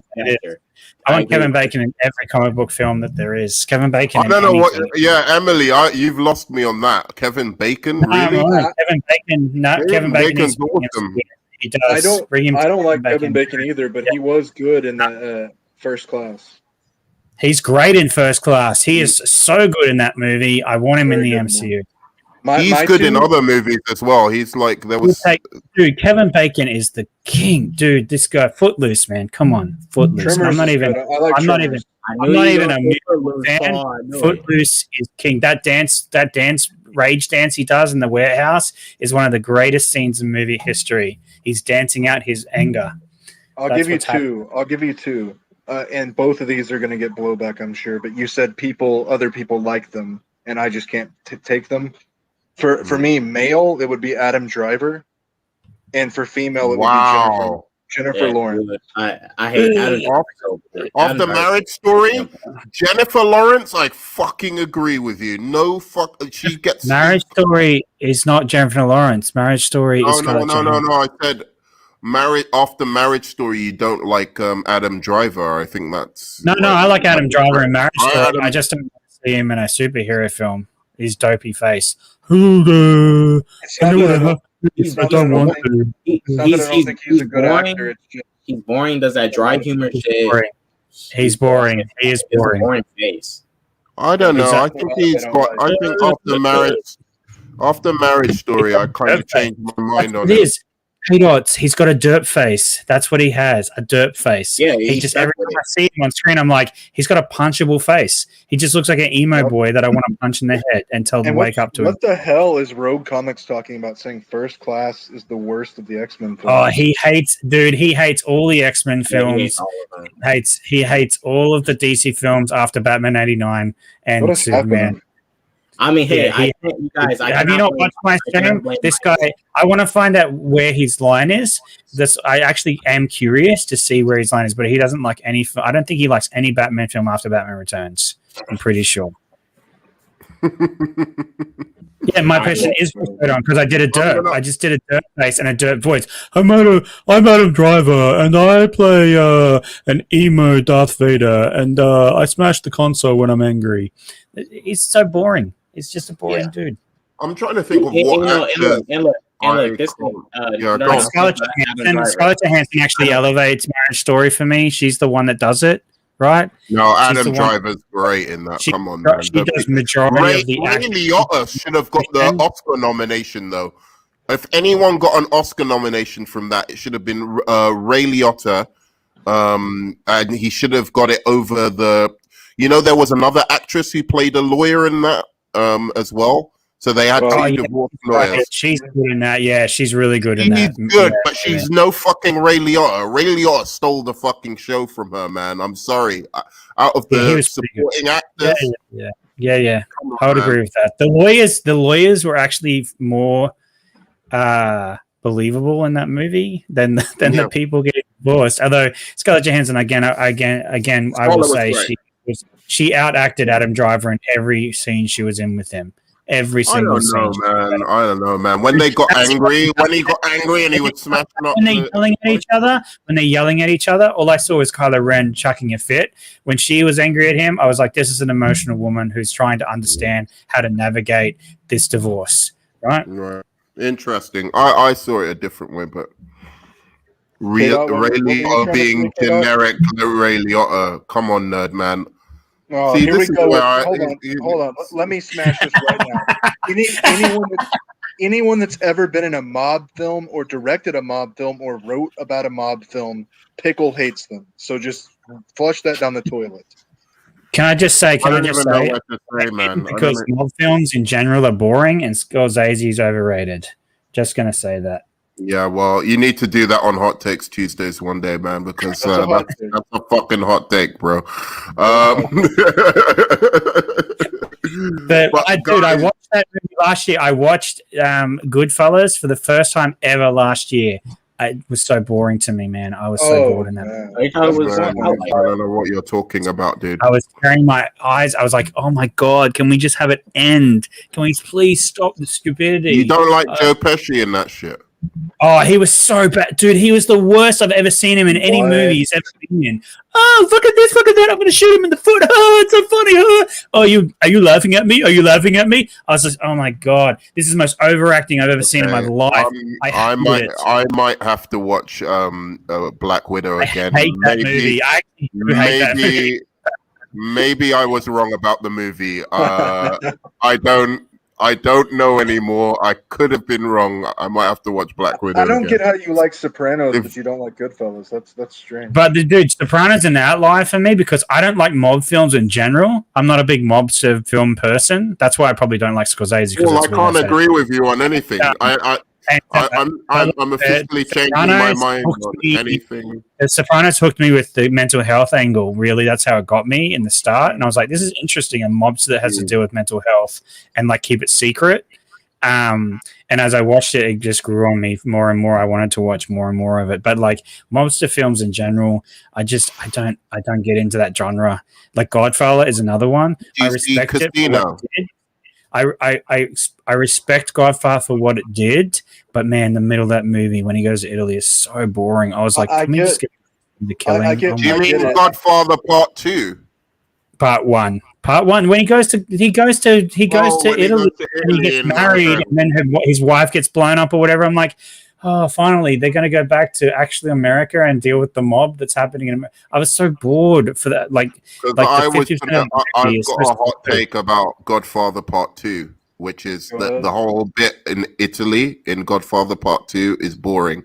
The good part of that movie, because I did not like Godfather Part 1. I was like, I can't sit through another one. Part 1 is a fucking masterpiece. I don't know what you're talking about. Dude, I just said I respect it for what it was. I respect it for what it did, right? I respect him winning the Oscar back when Oscars actually meant something.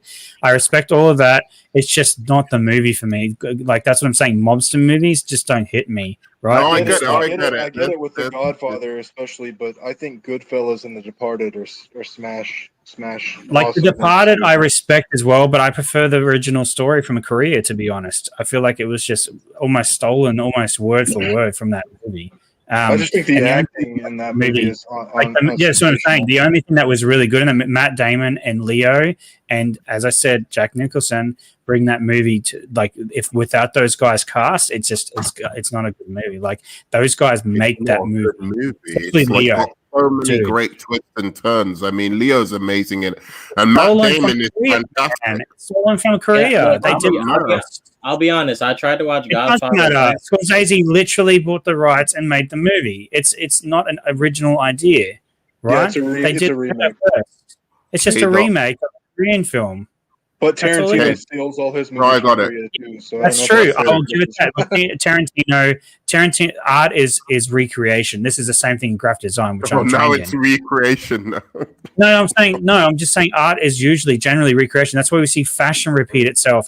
We had bell bottoms come back into fashion a couple of years ago. Like everything repeats itself except for Motown, jazz, swing, when black culture actually had culture instead of Cardi B. But that's another thing altogether. Fuck up, man. Don't give me those little jabs like in between your bullshit. All right? What about fucking Justin Bieber? What about Justin Bieber? Come on, man. No, he's anyway, man. I hate pop culture. I think the whole culture's gone down. Let's I hate pop culture in general. I think it's not creativity whatsoever in it. But like One thing, what I'm saying, Kay don't wanted to talk about repeats Godfather. itself over and over again, right? Things recycle themselves. This is what's happening in Hollywood now. They're trying to recycle all these movies that were good, and now they're making worse versions of them, right? So generally, sometimes people can elevate the source, sometimes they don't. I feel like it's a subject of the filmmaker doing that. And so for me, Tarantino, sometimes he hits, sometimes he misses when he borrows from other films or recreates scenes from other films, whatever you want to say. From Pulp Fiction is great. I think Hateful Eight is great. Once Upon a Time in Hollywood, I got bored in segments of that film, right? So it's not his greatest. I don't like Jackie Brown, to be honest, at all. Right? But people love that film. I respect that. But it's like it's different filmmakers can borrow from different things. Like, I mean, Kill Bill is literally a homage to Eastern cinema that he watched when he was a kid and Westerns. Like, so you can see drawing from things. But Reservoir Dogs literally was stolen. Oh, that's a rip job. Yeah, from Korea. I'm pretty sure it's a Korean film. I just think it's funny. No one ever holds him accountable for that when there's like all this stuff about like anti-Asian hate. I feel. I want to just respond to that because I think he doesn't get it, man, because he does a good job, right? He got criticism for Once Upon a Time in Hollywood, though, that he hasn't got on previous movies. I feel like Reservoir Dogs, even though he literally ripped that from another movie and basically made the same movie, he kind of Tarantino'd it a bit, right, with the talking scene at the start and all the rest of it. But like he's taken it and changed it enough to make it his own. And so that's where I'm okay with remakes. When it's just a direct remake of the same concept done badly, like Ghostbusters 2016, that's where it is, dude. People can love Jackie Brown. I respect it for what it is. It's just not my favorite of the Tarantino films. My favorite is no. I'm not saying it's the best. I think True Romance is still like underrated as well. But K-Dot, what were you going to say about like Godfather, dude? Well, actually, two things. Well, say this first. So, film elitist is because a lot of people don't know about the Asian films Tarantino rips off. Now back to Godfather. I never seen none of the Godfather movies. I tried to watch Godfather 1. I got to the part where like the family celebrating at some house party, and I fell asleep. I was like, "This shit is boring." That's the start of the movie. That's the birthday party at the start of the movie. When he's like, "You come to that's the birthday. It's the wedding." He's like, "That's the part where he's like, you come to me on the day of my daughter's wedding." Right. That's literally the start of the movie. I was so bored. I was like, "What the fuck is this boring?" You didn't like that story in the beginning by that guy. Dude, I was bored. I was like, like an animal. And then I just stopped. I love that bit. Dude, I just stopped. They treated my daughter like an animal. Oh my god, that's hilarious. That makes me laugh so much. Oh man. I'm with you, man. I agree. I literally watched that movie. Wait, one at a time, guys. I'll say this real quick. I'm just saying Godfather was a product of its time, but there's movies that are products of their time that like visually could look good and stuff.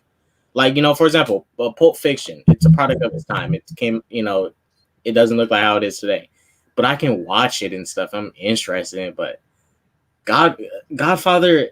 I understand it's product of the time, but it didn't visually.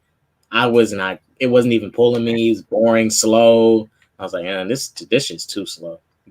I don't know what you're talking about, bro. I literally watched that movie only because it's a classic, and I was like, I should watch this movie and give it my full attention, right? As hard as it was to get through. I watched that movie in its totality without falling asleep, so I could say I've watched this movie and I can judge it on its merits of whether I enjoyed it or not. I did not enjoy it overall, although I like the ending of it. I do like how they're in the thing and he just shoots that dude dead, and I love scenes like that where it's this high tension building and then they're just like, he just pulls a gun out and just blows the dude away. I was like, this is great. This is what we should have had the whole movie. This is what I want in mobster films. I want to just see gangland shootings. That's the whole point of mobster films. Wow. And it literally is just the guy who was criticizing us for not being able to sit through Loki. I just want to remind everyone. Loki is not boring, man. Loki is not boring. Godfather's boring. I get it. Godfather. Is Godfather Wow. more or less? Is Godfather more or less boring than Loki? It's way more. It's way better. Who are you asking? I'll Film take Elite? K-Dots, ask K-Dots. K-Dots fell asleep before the opening scene was finished in Godfather. Film Elite is going to answer this question. And I swear to God, this might end our friendship if you answer this wrong. Film Elite answer this question. The answer is the Godfather is more entertaining, but I understand both of them what they're talking about because it's not my like top movies. It's not even in my top like mob related stuff. Like I think it's great for what it is. Part 2 especially is awesome, but I think Goodfellas is better. I think The Sopranos is better. I think The Departed I like is better. Casino. I've always liked because I think Casino's Casino good. does Goodfellas better than Goodfellas, but it doesn't get the credit because it came after Goodfellas. I think The Right, Godfather like- Part 2 And though. also, just saying that, the Raging Bull as well. Raging Bull's that's- my favorite that's Tarantino movie. Great movie. I think people that don't like The Godfather 2 though, that one I really don't get because it's so epic. It's literally like a Greek tragedy. It's all about the downfall of this family. Like you don't even have to care about the mob part of it to like get the impact. Hey, you want to know what's entertaining? Scarface. Scarface. Scarface is banging, bro. I love Scarface. That's a banging Dude, movie. I love watching Scarface. I was like, man, this is so cockroaches. And that It's sad to see what Pacino and De Niro have become as old men. Like they're just caricature embarrassments of themselves. say hello to my little friend. I was like, man, he's selling this shit, and I love it. He's selling it. Mate, Tony Montana was he didn't care if he sounded bad or nice. He said, I'm gonna do this act. I don't care if I sound trash, but I'm gonna deliver these lines the best way I can. He rolled that shit, bro. I respect that bit in the car where he doesn't want to kill the kids or whatever. Like, I love that. You want to kill a baby, you little cockroaches and shit. I love Man, that. especially the part when they got locked up in the house and the friend was getting chopped up by that chainsaw. I was like, oh my gosh, what is this shit? And then he got saved because, bro, when at that moment, I was like, oh my gosh, they're about to kill the main character. So it's going to happen. Godfather is worse than Thor: Dark World. I will agree with that. Wait. Did you guys hear that Michael B. Jordan is going to play the new Scarface? Oh yeah, I heard about it. What are they going to do? Are they going to do a non like? Did you just say you agree with that shit? Nah, I think it's going to be another remake. Because Dark World's more entertaining than the Godfather, man. For real. Fuck you, man. Fuck you. No, I honestly think it's going to be another remake because the Al Pacino version is a remake of the original, and it's not even. The Godfather is so hard to get through, man. It was so hard for me to watch that film. I'm not even kidding. I was literally like, oh my God, when will it end? Like this torture. I was so bored. In that film. That is in the how middle I feel about the entire of it. MCU. It's like, up until now, that's so true.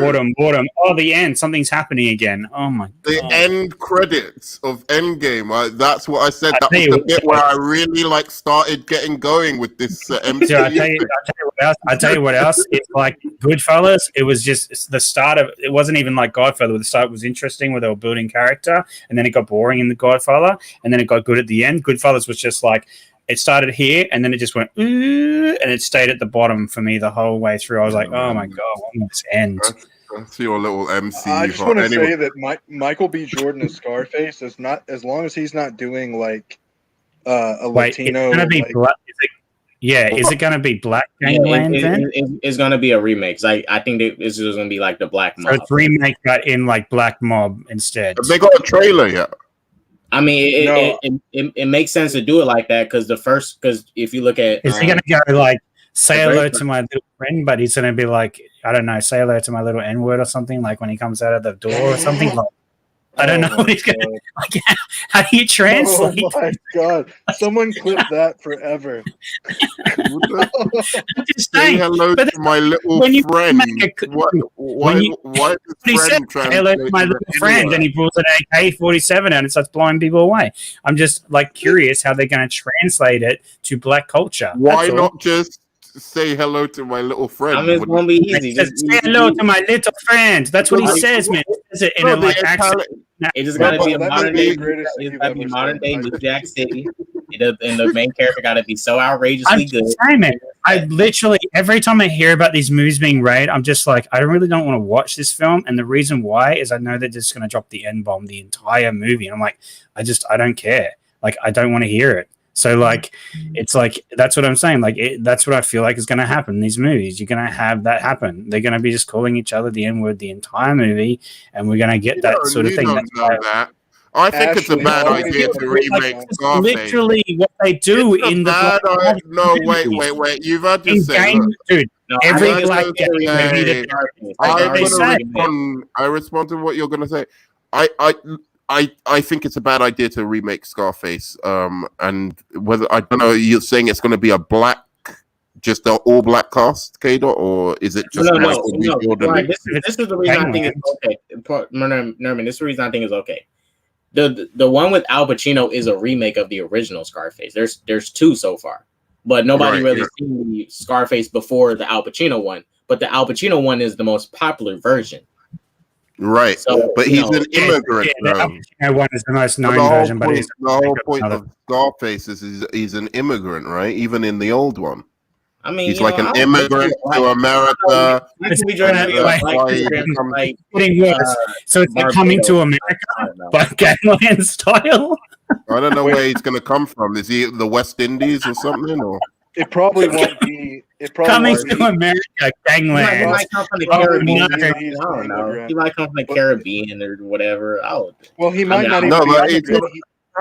I can't. He might be like an inner city guy. What I'm saying, these movies are so tired. Stop doing this, Hollywood. Stop remaking classic movies and trying to insert another culture into it. That Scarface is so inherently like Latino and like that culture, and now you're trying to change it completely. So of course they're gonna like make it over exaggerated black. Of course they're gonna do that, man. Like Hollywood doesn't know how to have a level movie. They have to go all or nothing with like culture, and they have to just, like dive right into the ultimate version of that culture that they can find, right? And they're gonna go straight out to gangland, like ghetto, black culture, and they're going to draw from that, and they're going to stick it into a movie and call it Scarface, the black version. It's like so stupid. That's why I literally made that joke at the start of this, because I'm like, that's what they're going to do, man, because Hollywood doesn't know how to be nuanced anymore. They just know how to go full pendulum the other way and dive deep into the culture or that perceived culture, and it's like so boring. Just stop it. Well, every single movie we've seen with black culture in it has had the N-bomb drop throughout it, man. This is a truth. What are you talking about? Hold on, though. Training Day is a badass movie. And I know that's How many times did Denzel Washington drop the N-bomb in that movie, man? Right, but it's true to the character. To the character. Yeah, it's true to that character. I don't think it really bothers me at all. You can make it true to the character. I'm just interested in hearing it. It's a racial slur. I don't care about the take the power back stuff. I think that's all crap. They should just do away with it. I'm aligned with black people who want to do away with that word completely, and I agree with doing away with that word completely. I don't think there is. I just don't want to hear it anymore. It's like I would say the same thing about any other racial slur. I think there's a point now where it's like just stop using it and delete that word from vocabularies. We can remember that was a word that was used for racism, and we can just go enough. Yeah, The Godfather of Harlem is actually a really good gangland TV show, by the way, because Forrest Whitaker is amazing in that show. That's a shout out to Widow for bringing that up, Godfather of Harlem, which is actually based on a true story. And that's one where they don't drop the M-bomb. But even if they get rid of that word, and that's a whole other argument, it's not true to that part of American culture to just ignore that stuff when it's related to the film. That's all I'm saying. Let me ask a question, Paul. Let me ask a question, man. No, let me ask you a question because I don't use the N word that much as you've seen. Like I might rarely drop it, but I tend not to use it. But I think you sound so British when you say it. That's why. no, there's other reasons. I made a joke of it last time, but there's other reasons. Yeah. But I would say this in art, it's very different for me because, for instance, if somebody has written because they have a passion for it, they've written a particular story that's set in some time like the 60s or something, and like they explore. Yeah. Well, I don't even know. Whatever. Yeah, I don't. Black Klansman isn't the best example because. Wait a second, but this is not based on a historical event. They're just remaking a film from Latino to black. No. But here's this was my question. Are we gonna we can't use words like a particular word like whether it's like an Italian slur or whatever kind of slur if it's set in a specific time period, and no, because Django doesn't. Either way, Leo's not a racist, like as a person, right? But he uses that word all the way through that movie because it's part of that time period, right? But it's the same thing with Training Day. Like it's South Central LA. With Scarface, right? What we're doing is we're remaking a movie for no reason whatsoever because it's already good the way it is. We're turning it black for some reason, right? Virtue signal or whatever you want to call it. There's no need for this movie to exist, and they're gonna pump it full. Well, and if it's good, there is a reason for it to exist. That's my only thing. I don't care if it's not already a good movie. Don't remake already good films. There's no way to improve on Scarface. There's no way to improve on The Thing. There's no way to improve on Alien. I'm not saying that. I'm just saying. You saying that it has no reason to exist. You can't say that until you've seen the film.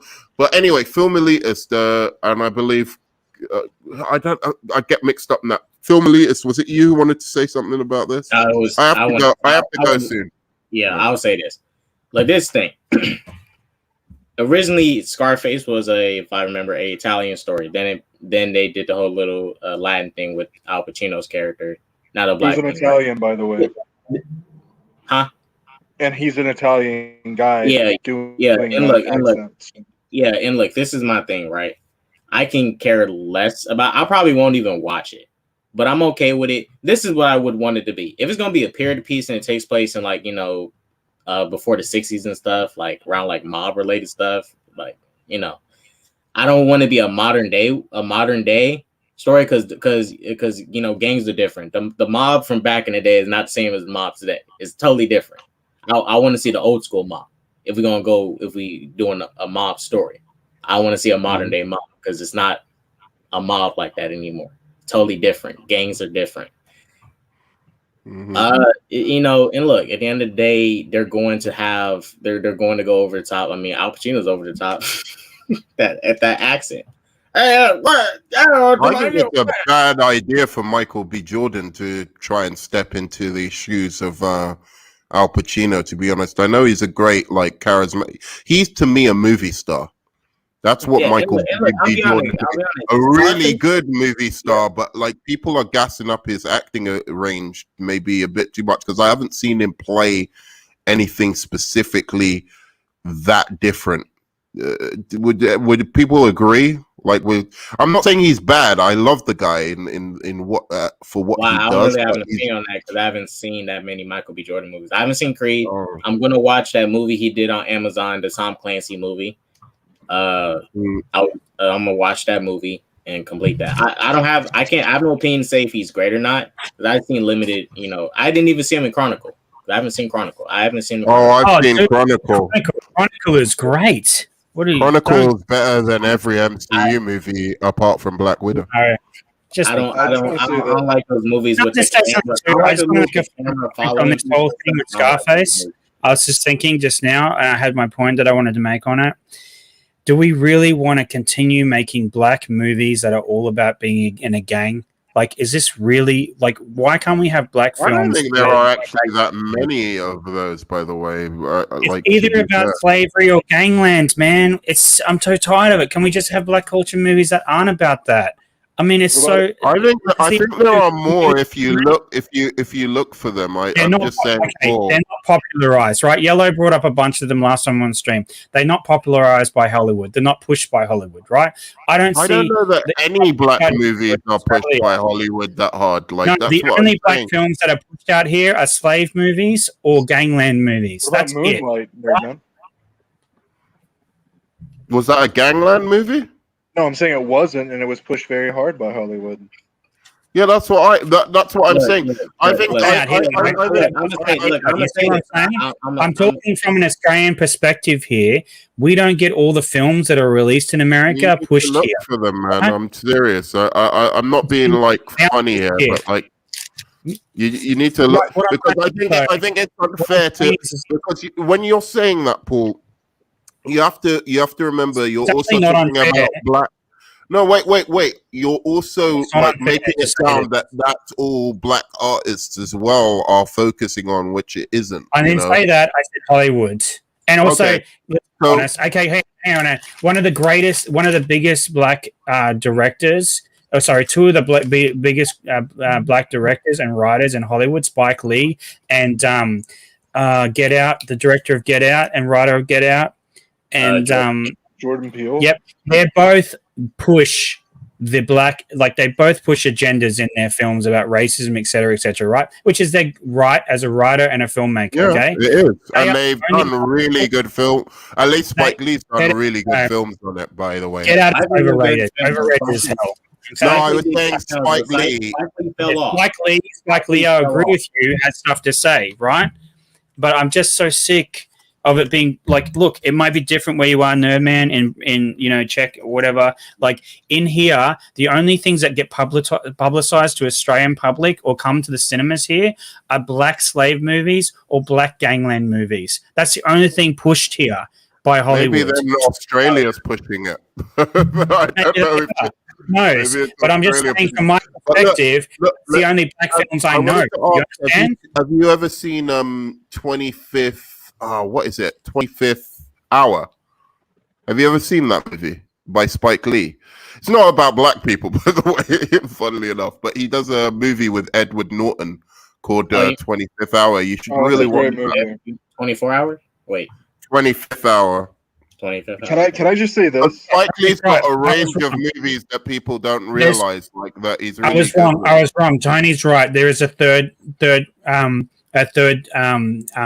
kind of black movie, and it's like the black culture funny movie, like Big Mama's House or something. Like it's like paying, like doing. It usually is paying out black culture, like in some way, and it's black people doing it. So like I don't know. What gets pushed. Maybe Big Mama House 1, 2, and 3. I wouldn't say they're just a cop going undercover in a big woman suit.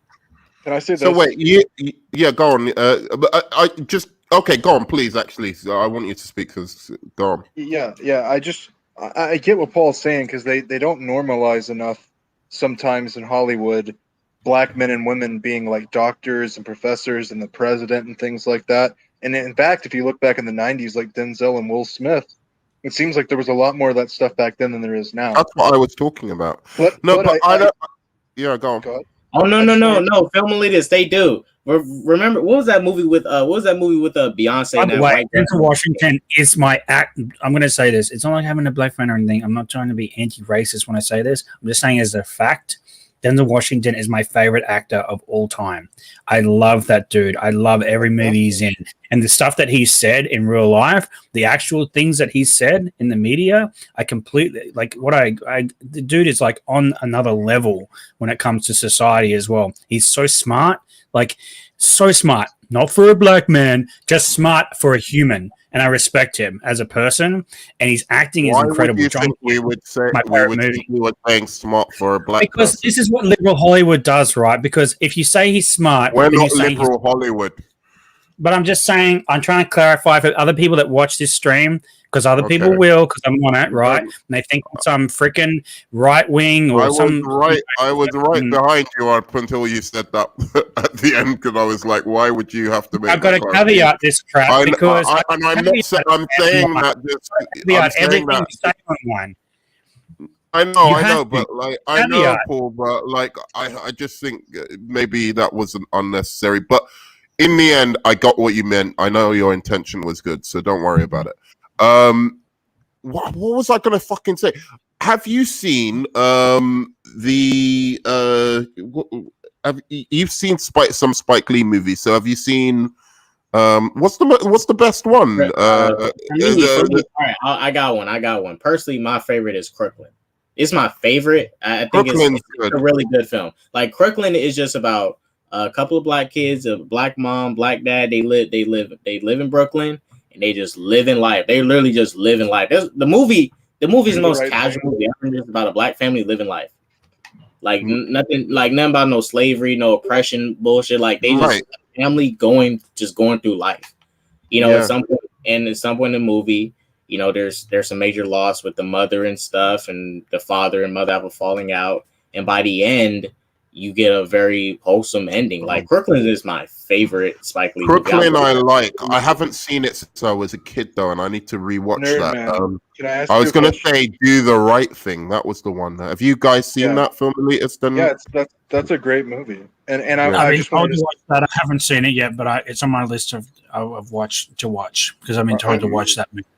I never got to really finish my point. I know we're trying to but we do have to wrap up though. Go on. I just want to quickly say this. That kind of goes to the point I was making though. Like a lot of that stuff that was like positive representations of black people in America, a lot of it we're regressing in a way in Hollywood with some of that. But at the same time, I don't want to tell black people what word they're allowed to use, what word they're not allowed to use. And if it's authentic to the story, like with South Central LA and Training Day, or like you're making a movie about inner city Chicago or The Wire, right? Right, and like The Wire, like a lot of the characters in that are gangbangers and drug dealers and stuff, but it examines why they're in that position. And there's a lot of characters in there that are police officers. And there's a lot of good that can come from that if you examine the why of it. Right, right. Exactly. Yeah. So I just think that Hollywood is lazy in general, and that's what it comes down to. But I think Paul, on the other hand, is right that they need to do more diversity of every kind of culture, Asian, Black. Yes. I think there's too many like Asian movies that are just one way in America. Yeah, right. Actually, it's really good, and I'm enjoying it. And that's what I was going to say, Lettuce, like that. I feel like I get that artists have the right to make whatever art they want to make, and it's subjective of whether people want to watch it or not. But for me, I'm just going to dip straight away because I don't want to see people dropping the M-bomb all the way through. I'm over it. No, I get it. But I think you're doing yourself a disservice if you don't watch The Wire. Because things like The Wire. Things like that. I've seen The Wire. I've seen The Wire. I watched it. I binged it. It's a great show, and there's parts where I can see, but I'm just a little bit over the. I just feel like there's more stories to tell, and I'm going to check out that one that Kados just said that Spike Lee made, and it's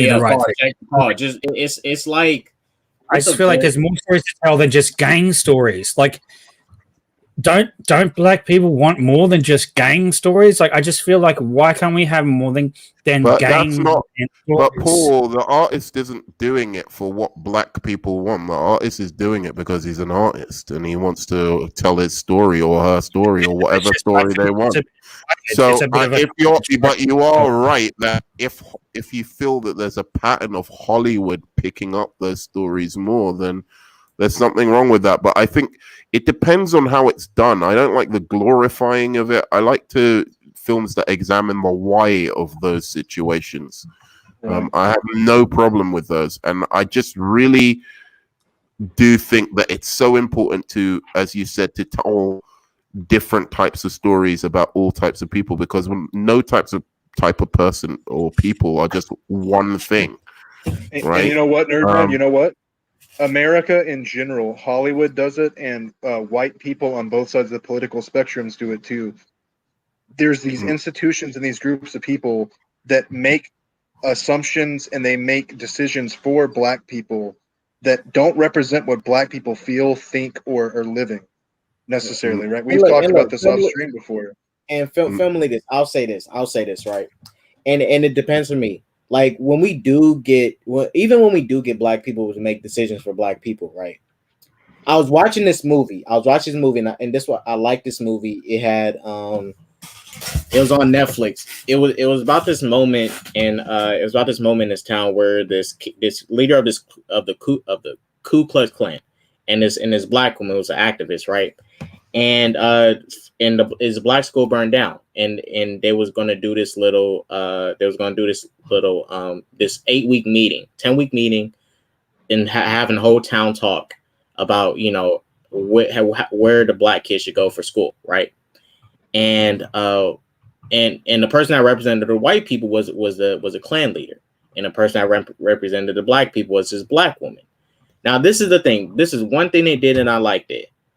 No, of the people who was on each side, who each side leading the conversation, they couldn't have any Klan people, and they couldn't have any pro-black people. They wanted people to be like in the middle making decisions, not super pro-black people or Klan people that couldn't be on the panels and stuff, because they know what's going to happen. They know people going to be biased and start doing some sneaky shit. So, like when I get black people that want to make decisions for me, I just want people that, that like not even be on one side. I want you to be pro-black or against black. I just want you to be in the middle. Like make decisions in the middle. Well, please don't be one-sided, because I hate that shit, man. When you come to find out something be one-sided and stuff, they make decisions to I like I totally agree with you, K Dot. Because this is the thing. I think the black people who get picked, to get their input. Some of them are the reasons we keep getting these gang movies, the shit like Jordan Peele putting out like Us and shit. Oh my gosh. No, I get it. I guess I'm just saying like it's the same thing. Well, to be fair, Us was better than Get Out, man. Us didn't really focus on the racial stuff. Get Out did. And it was just so weird. I voted for Obama, and it was like, for me, Get Out was like, this is how I see white people. And I'm like, this is not how white people act, my dude. I'm sorry, but we don't act this way. Like, we don't say stuff like, but I'm like, maybe in liberal Hollywood where he's from, sure, satire, right? I believe that. But in the general public, no one goes up and says to a black person, I would have had him go for another term if I could have. Like, no, but he's making fun of super liberal. But wait a second. But can I say one thing? And I know Ashley. Ashley, I know you're passionate about this. But that movie was so over the top. I want to say one thing in response to this, Paul, because I had this conversation before with someone, and about Get Out. I don't think it's a great movie. I don't think it should have got an Oscar nomination. I think it's okay. But about the meaning of the movie, I wouldn't take it as an attack on white people. I think really it's about an irrational... I didn't say that. No, I know. Okay. Or misrepresentation of white people, because I think that's it was just really corny. Wait. It's an irrational fear that black males have about having a white girlfriend and going to the parents. And I think it's also an irrational fear people in general have about going to the parents of their girlfriend. Like, you're screwing this person's daughter or whatever, and you're meeting the dad, and it's just uncomfortable. Sometimes, I mean, you get used to it as you get older or whatever. But cut your brain open, but the whole point is to take that irrational fear to an absurd conclusion, and that's what horror movies do. They take an irrational fear to an absurd. I understand what the movie. But I'm just saying, like, I just felt very heavy, like heavily, like commentary. The commentary, even my ex my wife at the time, who I was watching with, she was just like, man, even she's more liberal than I am, and she was like more like on that sort of things, and she was just like, this is silly. She was like, can we get to the horror part of it now? Like, it just felt so too much over the top. Whereas that's why I prefer Us, because it's more of a general horror film and it's interesting and it has a good twist at the end. Like, but yeah, that's an aside. I thought I brought it up. I was talking about. This movie I was talking about. This one I was talking about. Well, Sam Rockwell, dude, is amazing. Oh, Hidden Numbers. Hidden Numbers is also very good. But yeah, Best of Enemies I haven't seen. Two billboards out. I was talking about. I like that perspective. Sam Rockwell is so good as the racist in that show that that movie that turns around at the end. I love that. He's so good. He is so good as someone you want to hate, and at the end, he's like on the same mission with her to find who did this to her daughter. And like, that movie is so good. Sam Rockwell is amazing in that movie. But like that had for me, that showed that someone can change from an extremist point of view if they're given time and the necessary motivations to do so.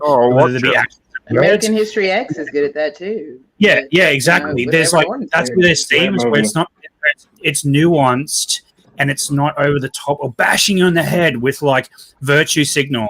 And I feel like this is the issue, is that we've got these films that I'm sorry, I don't know these other films that Yellow brought up last time and stuff. And he's like, it's okay if you don't know, but it's like, I don't know them because they're not pushed out here. So all I know of black culture, right, is what is projected by Hollywood. And that is gangland and slavery. That's it. They're the two things that pushed. And black men in dresses. Yeah, and black I do have to say, I think the onus is on you to kind of look into it yourself as well. Not on the internet talking to black people instead of watching Bollywood movies. You see what I'm saying? Talking about from a film. Yeah, but if you want to, that's fine, experience in America. Right? And I can ask K-Dots about his personal experience in America. And I can ask MSK about his personal experience in America. I'm not saying that, but I'm saying if you want to experience like the culture or the films of any community, it's like watch Higher Learning. Yeah. Well, that's it. Well, they don't push Asian films here, but I watch a lot of Asian cinema. Can I say something there, man? I didn't learn from Hollywood about those movies that K-Dots just talked about. I learned from K-Dots, and that's because I went on the internet and I made friends with other cultures so that I could learn from those cultures. Great. That's great. Then they can recommend to me movies that actually represent their culture better than what Hollywood pushes with their liberal stupidity, and their pendulums must be swung the completely opposite way in order to dip right into what they think black culture is, which is, in my view, Hollywood thinks black culture is either slavery or gangland, and I'm tired of it. Can I please interject? I'm tired of seeing those movies. No, I wanted to say something. Go ahead. No, I want to hear what he was going to say. This is the last thing I'm going to say. And then Ashley. I wanted to ask you this. To me, this reminds me of the thing that's going on in America right now, and I've talked to Nerdmen about this, where there are pockets of white people that have a certain view of black people that I actually find offensive. And they take this like almost like we're your hero, we're your savior thing. Like, oh, black people don't know how to get a driver's license, or black people don't want the police. And then when you actually ask black people how they feel about it and you poll them and stuff, it doesn't cut. The numbers don't say that. I think in Hollywood, there's a majority of white people making these films, and they don't want to give up their positions of power to be the creators, to let other people tell these stories. And they're the ones making the movies about this type of thing and only giving you this one view of the black experience or whatever, because they're not living. Film leaders. I'm gonna give you a quick example, because you guys remember that movie with that white lady, and she took in that black kid, and he played football for her, right? Yep. That's a horrible Blindside. All right, and see, this is the thing. The real person who came out about that, story, man. That's a true story, Doesn't matter the way it was presented. Why is it horrible? Is it horrible because even the guy who was the footballer came out and said he didn't like that movie and he didn't like that presentation. Yeah, that's what himself. He even said it. Yeah, because he said that was inaccurate. Like, he wasn't slow and stuff. He wasn't. Because then we should have done it. He didn't need a white savior. You know, that's what they made it. Based off his hard work, the things that he did to get himself there. there's like, see, this is my problem as well. There's like a flip. There's like this side of it, and then there's the flip side as well. What is wrong? What is wrong with a white person helping out the black community? There's nothing wrong with it, but when it's it inaccurate, was when he portrayed him feels as like a it was person. inaccurate to what he went through, that he was working and he was already a football player by the time he met this family, and this film tells it in a completely different way. That's not different way. Yeah. To make her experience. the hero. Yeah, and so, That's and for the me, I feel issue. like the other thing is I feel like the white savior thing is accurate if you advertise it. So for instance, I became a millionaire and then I went to the States or I went to Africa or whatever, and I did in secret, right? In secret, well, not in secret, but like I did it without advertising that I was doing it, and I helped black communities, right, with money and setting up community centers and stuff, and I didn't like project that, right?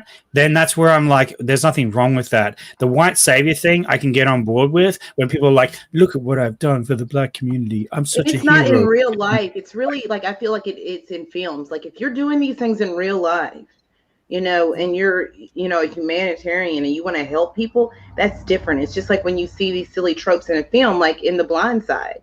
Like I saw that movie and enjoyed it. And then once he came out and he spoke about his story, I felt like he was done pretty dirty, and it was a disservice to who he was and the work that he put in. You know, because like he did all these things. He got noticed for playing football by this family. It wasn't they flipped it on its head. Like they got him involved in football. He was already, you know, an all-star player. He was working his butt off. He had a horrible family experience, and he didn't wallow in that. He didn't sit down and self-pity and say, look at me, look at my shitty life. He didn't go out here in the streets and do this bullshit. He worked his ass off to be where he is, and he was noticed by this family because of who he was. And that's the only issue with me when it comes to films. Like the only times I think about these white savior moments is in a film. Like in real life, if you're really trying to help people, I don't think that that's considered that person being a white slaver, but white savior. But going back to what I want to say about the films, because I've got to go, because Jess and I are getting ready for our stream. My issue with a lot of these films, and like I don't have a problem with, you know, Michael B. Jordan, especially if he's going to take on this role, and maybe we're going to get black mobster films, that culture exposed, because we don't have a lot of exposure to that already. We got the Bumpy Johnson story, and we got American Gangster, but black mobsters and black gangsters are very different than hood people who are gangsters in the hood. Their mentality, they're very organized, and they come from a very business standpoint. When you look at American Gangster, you know, he's not a flashy guy. He wasn't a flashy guy in real life. It was his flashiness when he wears his coat that gets him noticed. You know, they're very methodical in the way that they go about things. They're very structured. Yes, they're very in your face if you don't follow the rules. If you owe them money, they're vicious, but they're not like gangsters on the street. So I feel like we're going to get a Scarface film with Michael B. Jordan. If it tells the story of a black mobster, I'm cool with that. But I'm definitely tired of hood movies and like seeing black people in the hood drinking 40s. I'm tired of slave movies. I'm tired of black men wearing dresses and being funny and you know, them being devalued as men. I'm tired of all that bullshit. You know what I'm saying? You can tell stories. I enjoyed Get Out. And Us, it was okay. But you know, when you look back at these films in the 90s, I feel like there's a regression, because you know, we had so many, you know, great films that came from Spike Lee and, you know, and other filmmakers. Like when Boys in the Hood, though, that was a classic film. That was the beginning of that, but that was still that was a hood movie, but that was a difference. That was the world seeing it for what it was. Now I feel like everybody wants to make a Boys in the Hood movie, and it's not authentic. You know, when we think about, you know, John Singleton, the films that he did, when we think about Spike Lee, the movies that they put out, I feel like it's a regression. When we look at Higher Learning, all these films that tell very strong stories but very strong black characters, we don't get that anymore. So I agree with everything that you all been saying. And Tyler Perry is the bane of black cinema and black television, in my opinion, because I look like it reminds me like when I go to church for Easter or any holiday, and it looks like a black church play that I'm watching on screen. And that's where he came from, black, you know, theater audience, you know, in the South. And he's really destroying, you know, black cinema as a whole. The writing is always horrible. The acting is always trash. And there's always someone evil to be evil. Like there's always this evil woman and she's just evil because she's a woman and it makes no sense. So I'm tired of Tyler Perry films too. So that's how I feel about that. You know, thank you guys for letting me say that real quick because I'm tired of this bullshit. Just like tell authentic stories about strong Black characters or Black doctors or Black police officers. We could be, I don't give a shit. And I'm tired of people saying, oh, Black people can't be the villain. You know what? We can be whatever the fuck we want to be instead of this PC bullshit that I'm sick of. Thank you very much. Bye, guys. Bye. You're welcome. Very well said. Paul, Very well said. I recommend another Black film, Never Been Shared My Screen. This is a really good film, bro.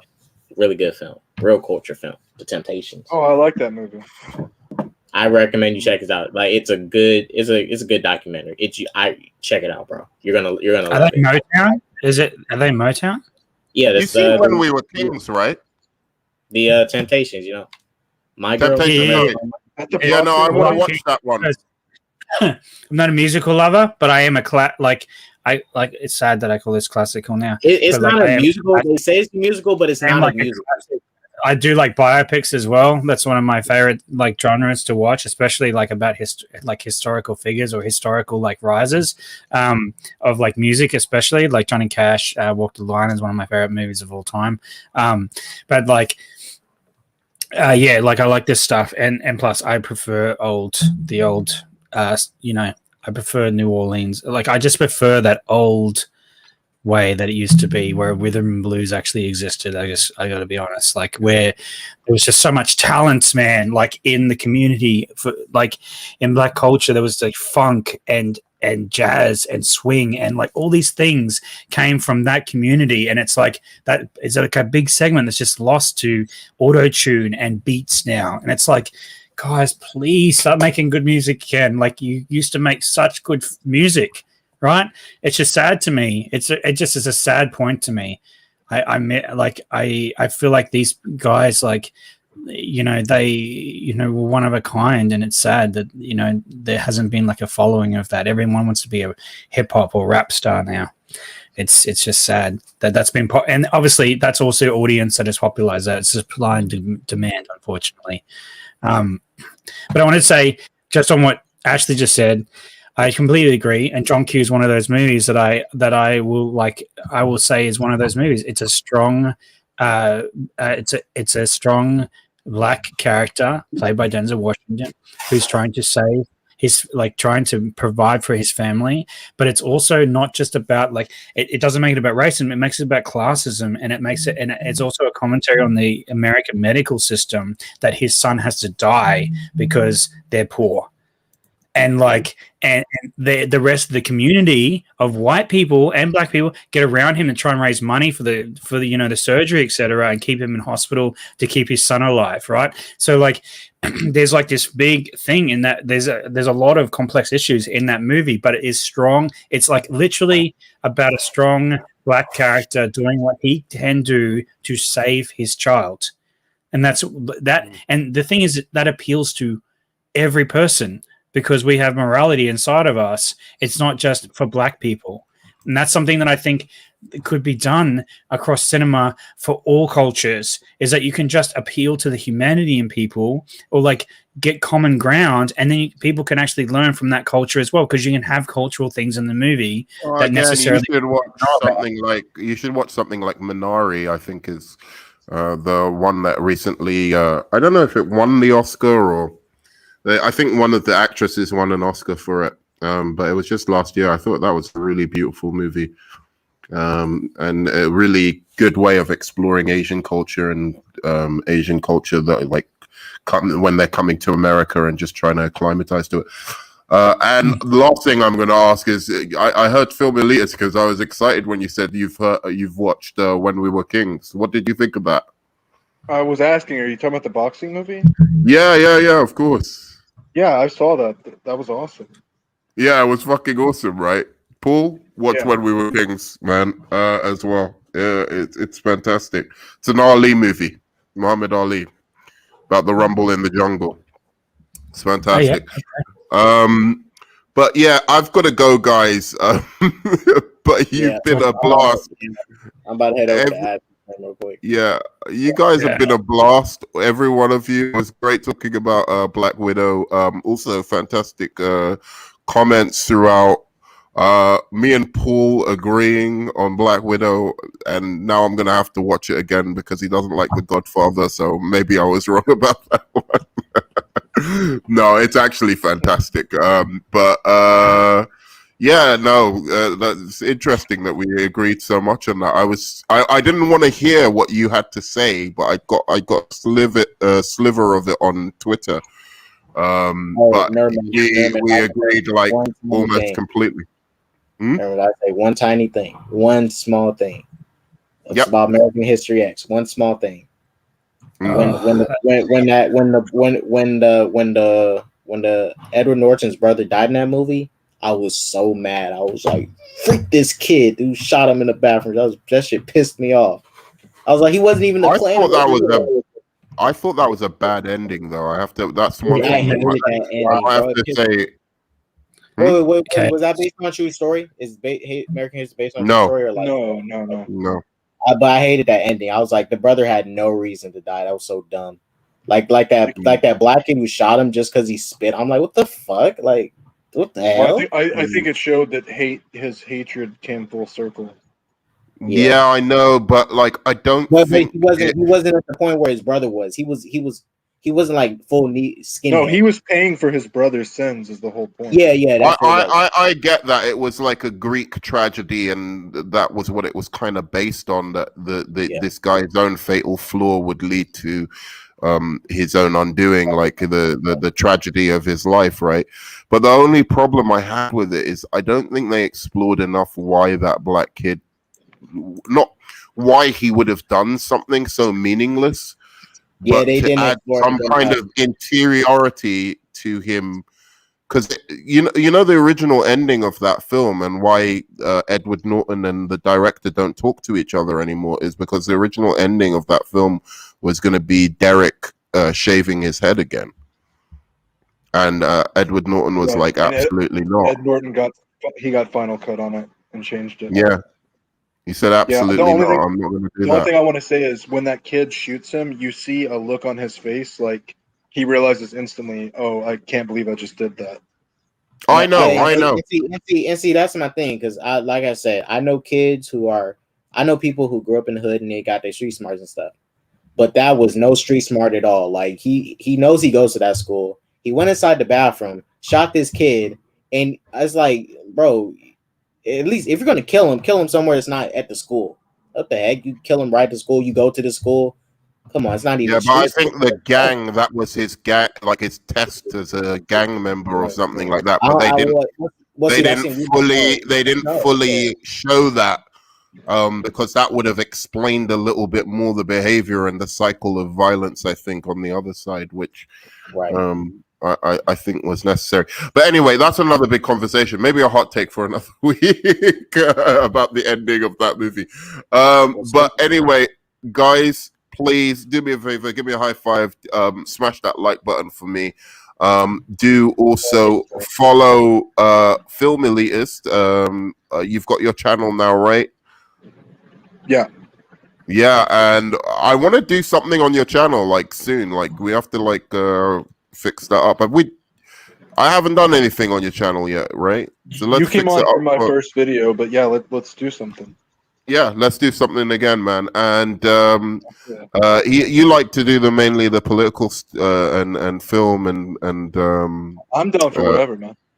Oh, you're down for, yeah, of course, I know. Bit of both. And K Dot. Thanks for having me on, Nerdman. This stream was lit. Hope you guys shared your stream. We had some good conversation. We trashed the MCU and many other things, but I was glad to be here. Thanks for having me on, Nerdman. Freak the MCU. Garbage. Freak it. No, I actually like a lot of it. I don't know why people think I hate it as much as they think. Yeah, so like the stream. Comment, love the comments. Tell me what you think of Black Widow once you've seen it. And I'll be responding to those comments as well. And what else do you need to do? Subscribe if you're not subscribed already. Put on notifications for when I get put up new videos.